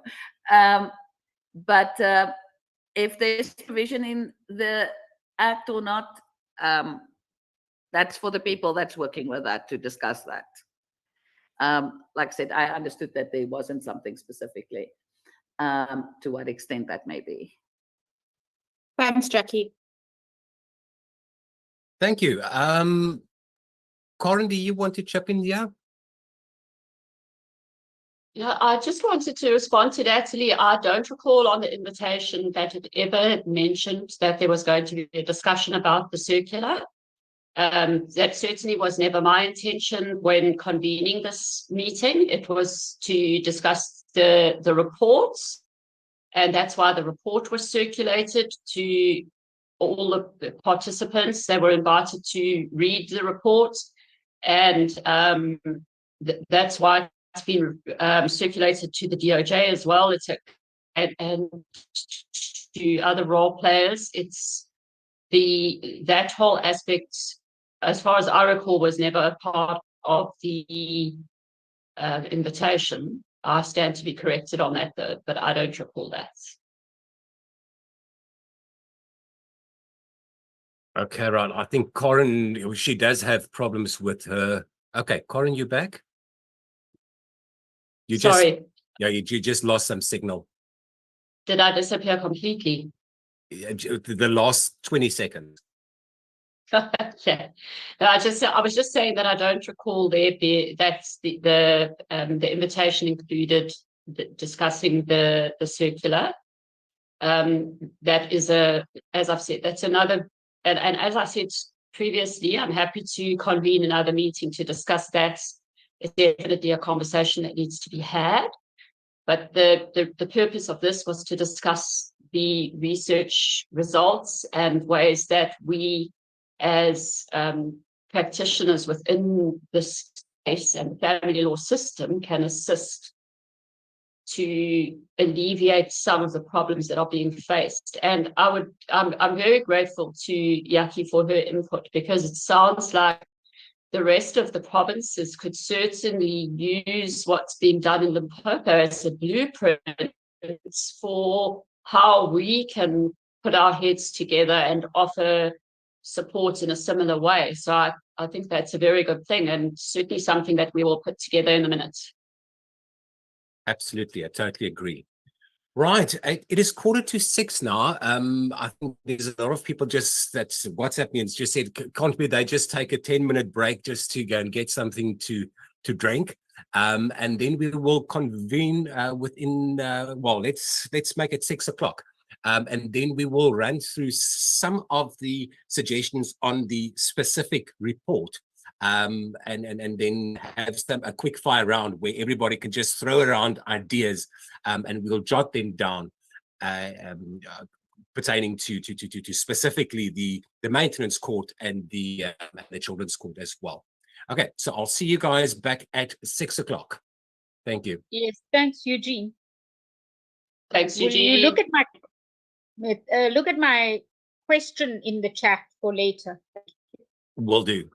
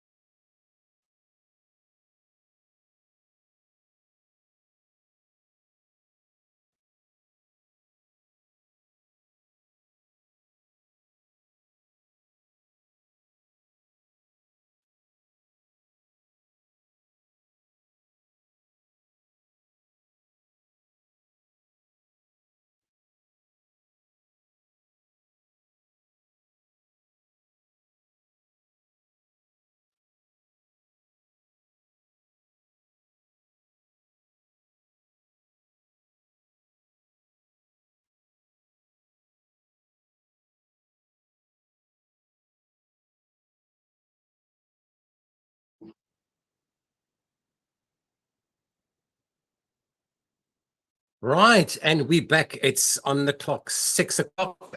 So I have my adult beverage in a red cup, just like I like my red jelly. But yeah, there was a question in the chat box that I think was quite vitally important. I'm going to start off with that, and then we're going to proceed. The question from Katja was, are the maintenance officers trained in mediation? If not, surely they require training. Katja, the answer there too is no. They are not trained because at this stage it is unregulated. There is no formal training for the maintenance officers that are prescribed in terms of the Act and or otherwise. Corin, just before we move on, there's a couple of questions that I would like to ask and throw it open to the panel. And the one would be as their experience with regards to the court times and the times that the magistrates actually sit. Because that is also one of the concerns that so many people, you know what, as legal practitioners, we go to court and we simply, you know what, we wait forever and your matter is just then postponed once it gets called. So the court hours is quite vitally important, and how we can address that and actually solve that. That's the one thing. The other one would be specifically pertaining to maintenance matters and also the DV matters. If the members of the public, and it's usually then vulnerable women that apply for these type of things, either maintenance or children's court or whatever the case might be, is that they do not get, or they get very little assistance in completing the forms. And we've talked about that with regard to the user unfriendliness of the forms. Just a couple of ideas that I would like from the panel. And then the last one would be that the general feeling of the group, and as your research also showed, was the lack of training or specialized training specifically for maintenance matters, magistrates dealing with maintenance matters, specifically dealing with DV matters, and specifically with regards to the children's matters. I want to throw those three questions. I want to throw that open for the rest of the panel. Corin, you can maybe start off with just some introductory comments on that. Yeah, Eugene, I mean, those are all very important things. Training for magistrates, particularly who are sitting as specialist magistrates in those courts. You saw from the research came up quite clearly that there needs to be additional training. And, you know, like, where does that training come from? And again, Yaki mentioned the constraints of even the training organizations that they have. Perhaps that could be something that, you know, seasoned practitioners could assist with doing that virtually. Have you lost me again? No, you're still there. Oh, you still got me. Okay. Yeah, so like I said, that could possibly be something that we could look at, where practitioners in each of their jurisdictions even could offer training, be it on a Saturday morning, which could be done virtually for the magistrates or whatever the case may be, specifically for those magistrates who don't, you know, at the bigger courts, we've got magistrates who are dealing specifically with those matters, but in the smaller courts, we don't have that.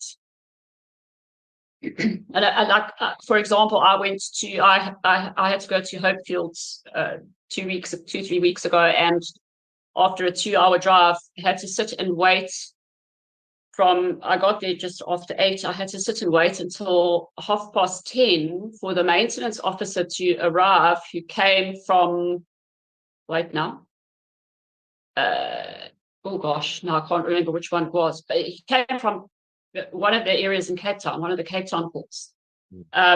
So he has to now wait for transport because he doesn't have his own transport. He has to wait for transport to get him all the way to the courts to go and, you know, assist with the maintenance applications there. So these are the kind of things that I know the courts, especially the outlying courts, I think battle with a lot. The use of the forms is a big thing. You know, can I, as an English-speaking slightly Afrikaans speaking person assist somebody who speaks Zulu or Xhosa to complete a form that's in English. I can't. In KZN, you know, there were several times where I represented Zulu people going to court for particularly domestic violence, and thankfully had got a magistrate who was Zulu speaking, and it makes it so much easier. So unfortunately, that's another big obstacle for us, is the language barrier. And if there's ways of resolving that, it would be amazing to be able to do that. So yeah, those are my thoughts on that. But I'd really like to hear from what I'd also like to hear from other, particularly legal practitioners or even mediators who are on the group, what you are doing in your specific courts that's working. Because if we know things are working, we don't want to reinvent the wheel. We don't want to reinvent fire. If it's working, then tell us what's working and let us put that together and make that proposal and see how we can put our hands together to the different departments. Because of course we've got the Magistry, we've got DOJ, all of these departments, and then we've got civil society and legal professionals who all want to work together. If we've got a blueprint or something that's working, then, you know, it would be great to hear that from other practitioners in the courts. Any of the other legal practitioners wanting to jump in?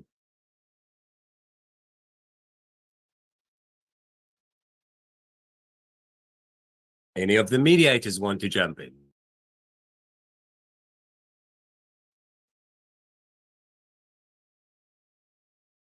I just successfully muted myself. Sorry. I still heard you. Right.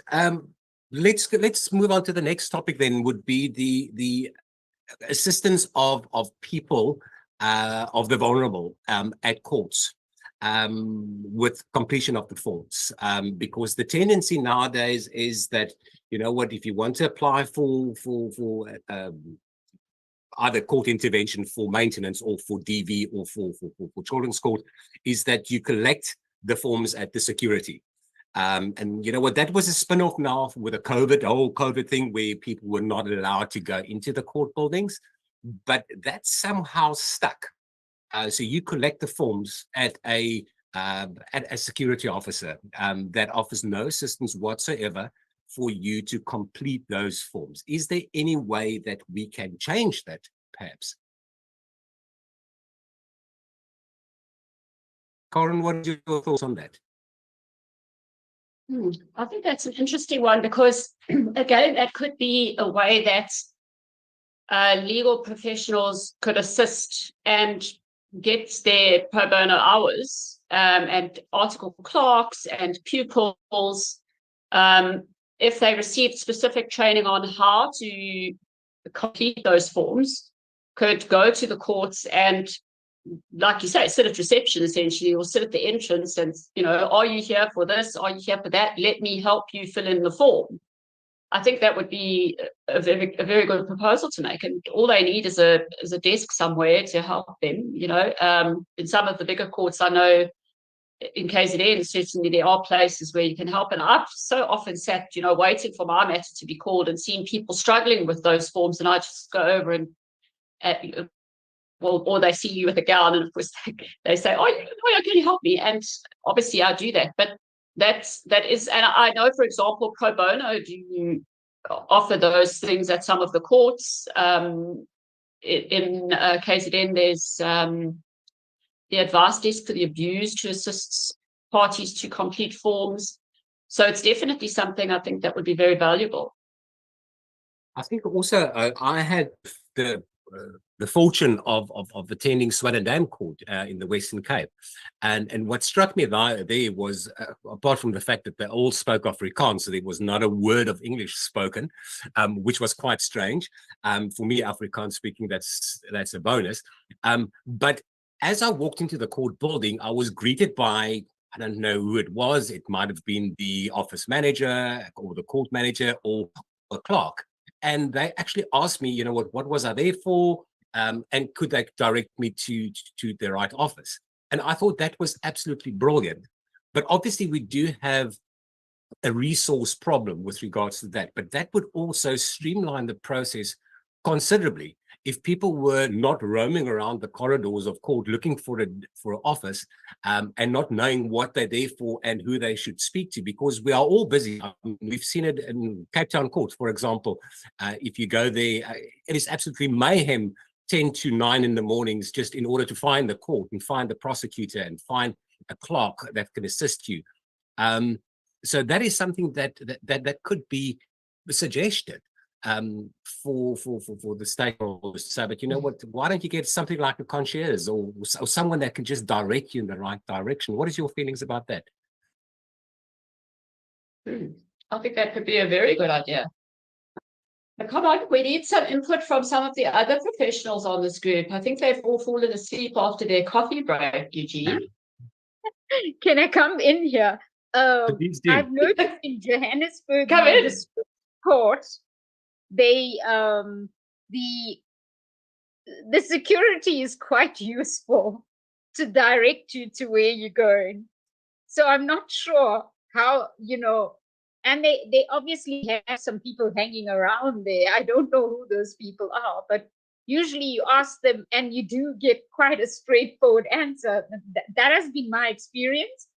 But I might go on another day and I would have a bad experience. But I also found the 2 magistrates that I appeared before, and I stopped doing matrimonial law, but then I had to help somebody in children's court, and I found them to be very, they seemed to know the law, and my matter got resolved within 4 months, even with 1 adjournment. But then I think it was because I did a lot of the work. And also they sent it over to the family advocates because the other party, the lady, was complaining about something. And my client just got the psychologist and he paid him. So that's, smooths the way. But however, if you don't have the funds, it's not that easy. But I have found, I must say, Johannesburg Mag Court, I think those magistrates are fairly well trained. It's in chambers. And the one magistrate was very tried to sort of, get the middle ground, sort of like mediate in his own little way. So I thought that was good. But I think somewhere in the front where the security officers are, those little turntables, there might be forms you can leave on a desk with a notice on the wall. And that might assist. So that's the only thing I can think of. And also probono.org. They call themselves pro bono. And they have offices everywhere and clerks, CAs do assist them because, it's for your pro bono hours. I haven't done anything yet for them. However, I do other forms of pro bono. So I think that they're a very good resource. Also, the forms could be at other places like NGOs. Why haven't we thought about that? That do assist people. And if they don't have forms, we can give them a link to the website or wherever it's available, so they can print it out and give it to the people. Legal Resources Center, wherever. I don't know who does what these days because I'm not so involved in family law matters, but I'm getting back into it. I used to do a lot. So that's about the only suggestions I can make at this stage. Oh, that's brilliant. Well, I can just, most people, if they need a form, they go to the internet, they go to Google, they want to download the act. The Maintenance Act on DOJ's website, as well as the MPA's website, is still the wrong act. I've been lobbying that. I've been asking them to change it. I mean, it shouldn't be that difficult. It shouldn't be rocket science. I mean, it's their website. They have to get the website designer or organizer, the people who update it to update it. But there was one other thing, Eugene, with regard to these maintenance officers that are not trained in maintenance. I do appreciate that there is no legislation or instruction. However, surely they should get some basic mediation training.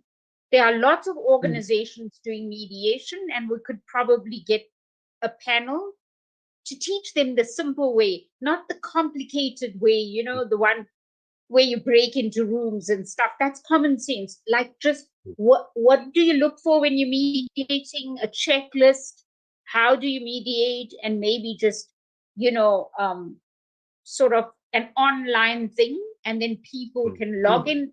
If they are working on that day, they can log in at another time at work and just view but very simple training, not like hours and hours. So I don't see any reason why they should not be trained. We have to speak to Lamola's office about that. Totally agree.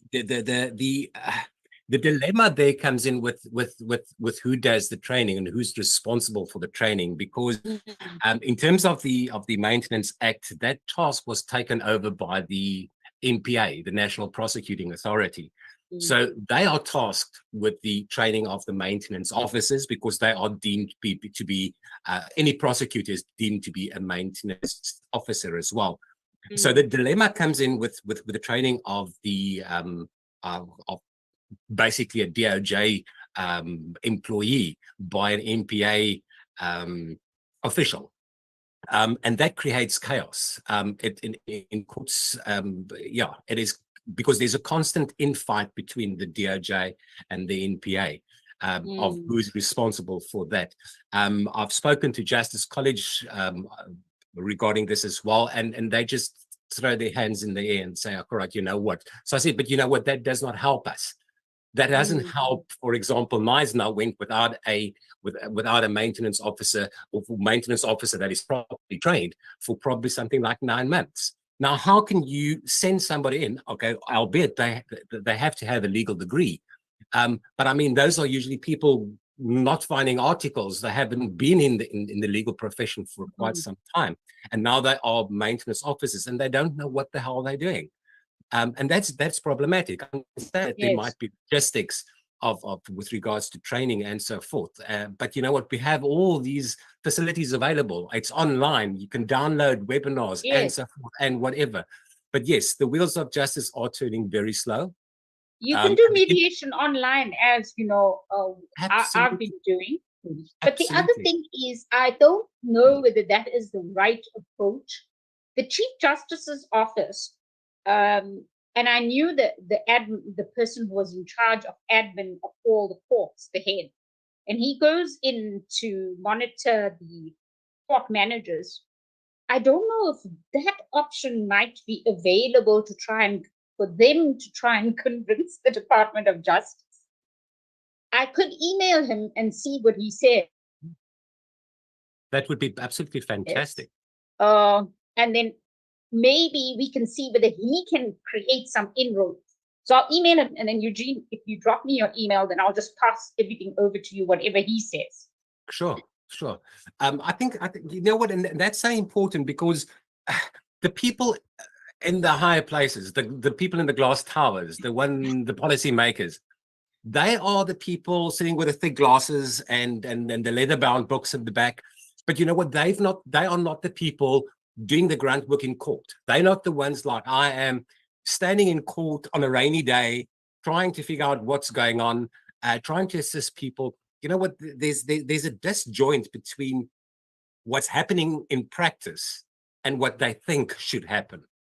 And I think at one stage, that's the responsibility that befalls all of us, to try and help and trying to assist to make that better. And also your attorneys associations, you know, might be able to get involved if Absolutely. They could maybe speak to, probably your chief magistrate would be your avenue to go to and say, how do we deal with this? What the people are untrained. We can try and get some pro bono training for them, simple training, 2 hours. And then give them links, go and read up, look it up, but then give them the training, and then someone can create the checklist for them, because then they know what they're looking for. Otherwise, there's this random thing. You filled in the form, and then the form is incorrectly completed, and then what else, and then what else, and they, as you say, if they just got an LB, it's a pity, because I think that's where the universities are going off. They really should put them into vocational training as quick as possible, Correct. even in second or third year. But it's going to take time to convince the universities. I'm really not charmed with the way that they teach. It hasn't changed, for like 30 years or whatever, So, but we can't just throw our hands up. We can try and do something. If you can approach the chief magistrate in your area, but in the interim, I'll speak to the head of admin. I hope he's still in that position, and see if he can direct me to somebody or different courts who we can speak to. Absolutely. And then we can, that would be brilliant. with whatever other initiatives you do, I'll pass you with the information I have. Yes. Oh, that's fantastic. Thank you so much for that, Katja. RPC Vessels, your hand is up. Yeah, I don't want to take over the conversation. Yeah. Oh, you know what? You've got a wealth. Yucky, you've got a wealth of information. You know what we. Yes, agreed. Okay. In each province, in the regional offices, there's a director legal, under whom the maintenance is also resorting, the maintenance officers. So that would be the easiest, to just talk to director legal, and discuss, especially in the provinces where you know that there are specific problems. Look, some of the maintenance officers I know that has been involved here, they have received some training, and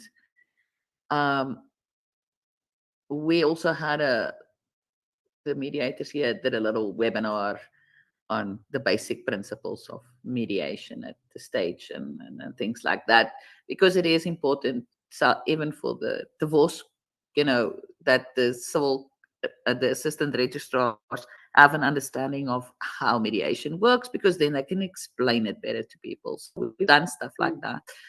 But you can always, there's always a need for more, because people also change and things like that.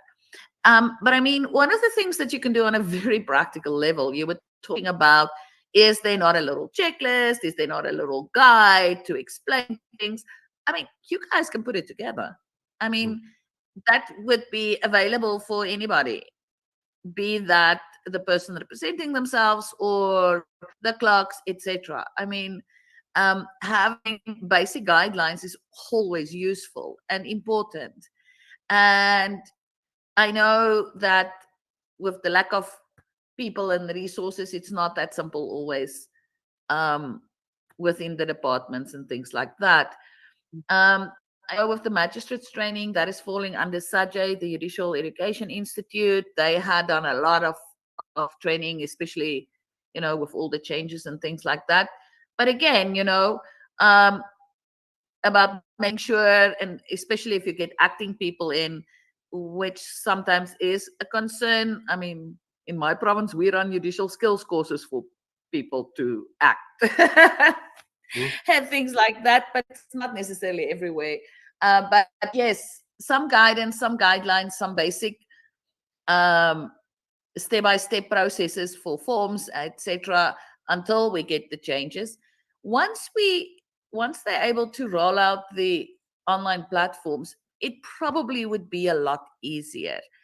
I know the domestic violence one, we also said there should be this little pop-up here to explain certain things in the forms and things like that. The hold up had been a little bit because of the need for it to be an affidavit, but there is an amendment for the Domestic Violence Act, part of the Judicial Matters Amendment Bill, so that it can be changed to a declaration to make it easier. I know not everybody's very happy about that, but on an online platform, it's very difficult if you require an affidavit, because of the fact that it needs to be printed out and taken to a commissioner oaths, all of those kind of things. Just from a practical perspective, it needs to change. I mean, once it's available online, it should go much, much easier. Like I said, I know they've been piloting the maintenance one at a couple of courts, the domestic violence one at a couple of courts, but like I said, that one is just need that Judicial Matters Amendment Bill to become an act to make that difference there. So from those perspectives, once it's there, I think it would be much easier for everybody, because I think everybody is in agreement that, look, we do need to start using technology better to make things easier. But I really would suggest that maybe that is a project that can be undertaken by you guys, by putting together those little step-by-step guides as well. About the Children's Court, we have been working at the Rules Board on the Children's Court rules, but it's been hanging a bit because there's also the regulations issue. And if I could ask, how do people feel about the fact that, as far as your court process is concerned, that you're sitting with two different pieces of regulations, plus, where relevant, the Magistrates Court rules as well? My understanding is that that had been a problem, which is why the Rules Board had looked into it. But maybe that is something that, again, from the profession side, that they can also take up in following up on what it is that would really help to make it easier. Especially for the public to understand. I mean, exactly. It's because the Children's Act is so vast, and it is so many sections. If you throw somebody that has a problem now to fill in the Form 2, and you know what, and they need this and the other, and they don't know where to look for it because now it's in the regulations and it's not next to the Act, and they do the Google search and they get to the wrong Act because it's the 19-foot Act and not the latest one, then they get the wrong stuff. And they get the wrong information. I totally agree. It needs to be simplified to a large degree, and simply our legislation is not user-friendly, and that seems to be the biggest problem. But Yaki, just to come back to your practical with regards to the affidavits and the declaration, with the last one of the South African Law Reform Commission workshops, there was actually a suggestion, and it made perfect sense, where they say, but you know what, even if it's not in the affidavit form, nothing stops the clerk of jumping onto a Zoom call using technology, speaking to the applicant and administrating the oath via Zoom, and then just make a note thereof on the court file. So those are the simple things that one could look at. Yeah, and I mean, you can record the Zoom call as well. And we do know that there's been those couple of cases about virtual commissioning, even though in the one case, the judge said the commissioning, that act also need to be changed. It was something that I looked into with the online portal. However, it is problematic because your clerks may not have the necessary devices or data, and the ICT infrastructure with the landlines is not necessarily very good in most courts. So it's not, it was something, but it wasn't that easy. It wasn't that easy because we said, well, you could do a WhatsApp video call, but then they say, we don't get your phones, or we don't have data, and exactly. It's not that simple. So that could have been, or can potentially be, an option where especially where you can record it, like you might know from that one case about the virtual commissioning, that because it was recorded, it also made it easier to be accepted, that where it was done virtually. So it was something that was discussed. It was something that they've tried, but the practicality was not that simple.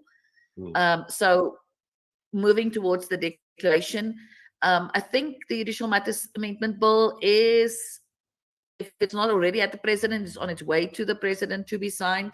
Which one is that? Which act was that? The Judicial Matters Amendment yes. 12 of 2023. Yeah, it's through both houses as far as I know. So it should, hopefully, that amendment would come through soon enough. So that would fast track, because then the development would, the online portal would be easier to roll out from that perspective. Sure. But I do think a lot of awareness raising is necessary, because part of the problem, as you said, is people just don't know where to find things. And if you can have that simple step, it would make it so much easier. And I mean, and the fact that there's some issues with the DOJ website, I mean, it can be anywhere as long as people can find it. Exactly. If you want to put it on websites. Yeah. As the law societies or whoever, you know. Right. I do think, again, it's about everybody doing their bit that they can to make a difference for everybody else. Absolutely. Totally agree. Right. Corin, your hand is up. It is up. Yaki, I was just thinking on the declaration versus the commissioning part. I mean, once the person's completed the form online and they then go to court for the first appearance, could that then not be the time when they commission it and it becomes an affidavit? So they declare it online, and then, I mean, the court is obviously going to print it out, I would presume, and then when they get to court for their first appearance, they then just commission it.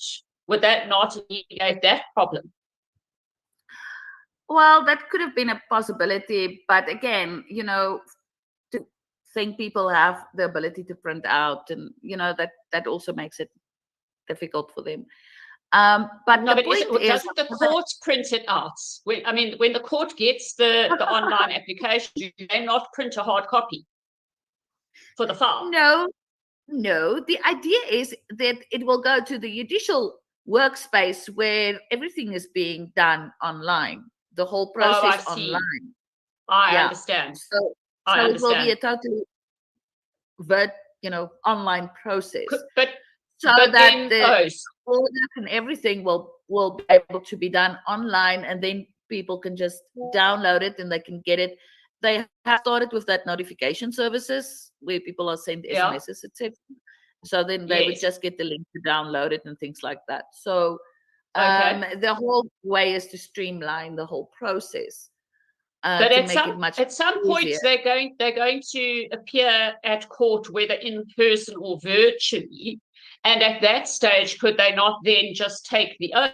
And that I swear that what I've said in my declaration is true and correct.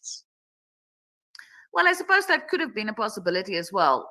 But I think just because of the whole process and to eliminate is why, but like I said, it's in the Judicial Matters Amendment Bill of 2023 that it can be a declaration, and that would make it much easier. So then the whole process can actually be done virtually, including with a virtual court appearance. Yeah. Okay. Yeah. So hopefully that can be sorted out quickly enough.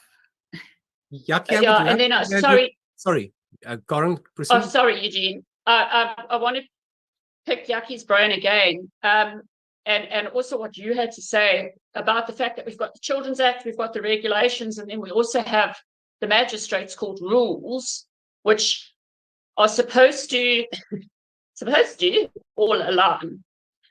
But let's take DD matters, for example. There's a founding affidavit, a complaint, an application is made. Then there's an opposing affidavit or an answering affidavit. In terms of the rules, there should then be a replying affidavit.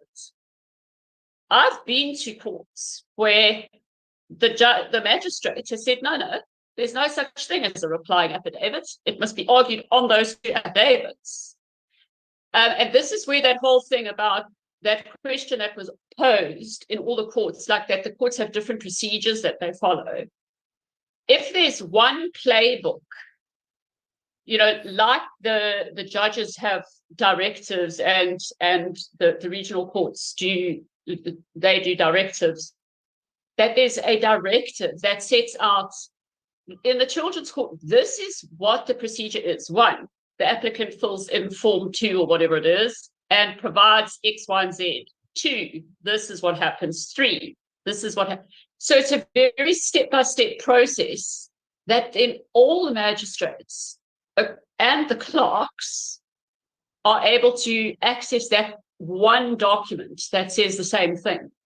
Would that not be worthwhile to look into doing that, consolidating it into one kind of directive? Yeah, but with domestic violence, the regulations is supposed to fulfill that purpose with regard to each and every step. The magistrate court rules does not really apply at all to the domestic violence matters. The same with maintenance, it doesn't apply there. The only, like with children's court, because there's the 2 sets of regulations, the justice regulations and the social development regulations for children's court. The only reference to the rules is with regard to, for example, service-related issues. It's very limited, only with regards to that. So now, my question then is, how does a lay person know this stuff? It's complicated for us. It's very complicated for us. Yeah, no, I know. With the children's court, that's because of the fact that there's 2 sets of regulations or whatever. That's what at the rules board we had a task team where we were looking at the whole court process being put into a specific set of rules that cover everything. And that's what's been lying there. But now there's been legislative changes and, with the constitutional court decision and everything, so guardianship. So we actually need to relook at the rules that has been drafted that has not been published. And looking at that, but also to see, because there's been some issues as to what should and shouldn't be in the rules, because of the 2 sets of regulations as well. But so with regards to the maintenance, but I think that the regulations, well, that there's a process that they're looking into. Like you said, the forms may need to be made more user-friendly, things like that. And domestic violence, with the regulations, they try to cover most of the things. As far as the process is concerned, I know that with this regulations, they had additional forms and all kinds of things to make it easier and for the process, etc. But that is specifically in the regulation. So the rules is mainly, in the end of the day, for civil. And like I said, here and there you find that reference that, for example, the reference to the rules would relate to service, for example, things like that. But you're right, that's why sort of do a little easy step-by-step guide may help everybody. Yeah. Well, Eugene and I will apply our minds. I like that idea. I very much, Yaki, that's a brilliant idea. In your view, okay, right. Say, for instance, we had to create 3 of this how-to guides. Which, in your view, I mean, obviously with your experience now in your province, which areas do we need to address first that might be of concern?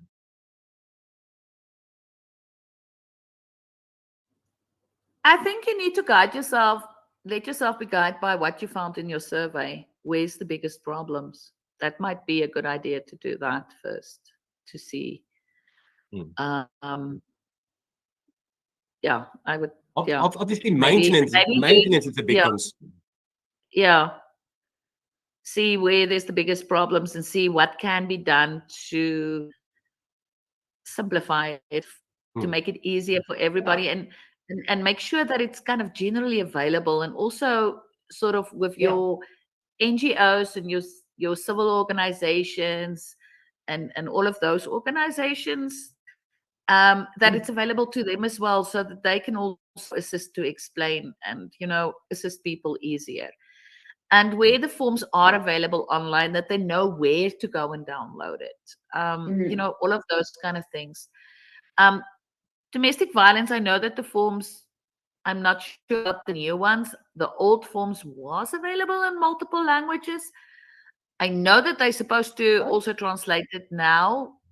I'm not sure where they are in that process and whether it's available. So it might be, but maybe just check on the website of DOJ whether or not it's there. But that I was don't think one of the new one is even available in English yet. I think it's still the old one. I haven't checked the website, so I wouldn't know. I'm gonna have to check now. Wait. It's the domestic violence one on Justice's website it's only available in English. Yeah, okay, but I know that they were talking about the fact that it should be available in multiple languages. Absolutely. But I suppose Google Translate can help. Ooh. Yeah, or That ChatGPT. might be worth. Yeah, maybe rather the AI version of Translate. Fantastic. Karen, anything from your side as we are basically wrapping up the discussion? We are. I made a load of notes, valuable notes that we will definitely distribute amongst all these people. Yaki, you're going to have me laying awake tonight thinking of maintenance and domestic violence step-by-step guides. That I can guarantee you. Corin, any last words from your side or anyone from the panel that would like to have some final words?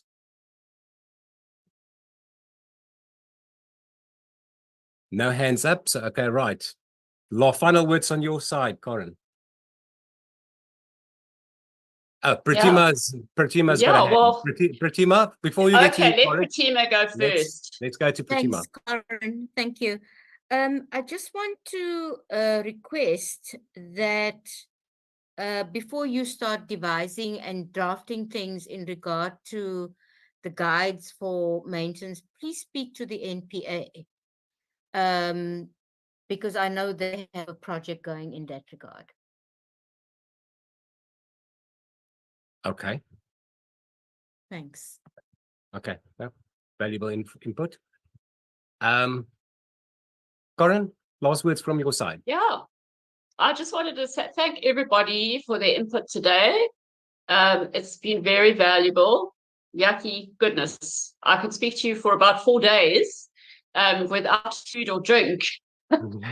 But thank you very much to everybody who attended and to those who have been watching online. Thank you for that. And please feel free, if you have any suggestions or comments you'd like to make, you can email us at that's ALL, at disputeresolution.org.za.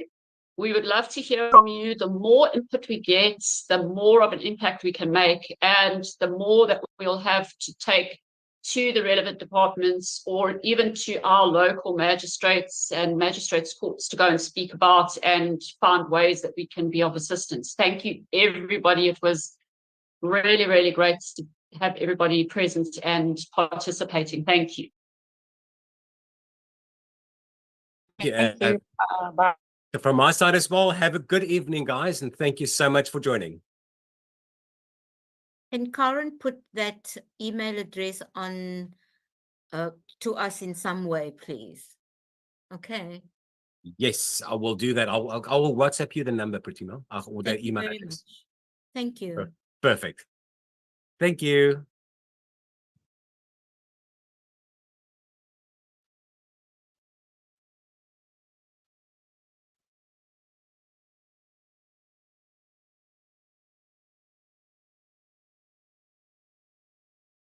The recording has stopped.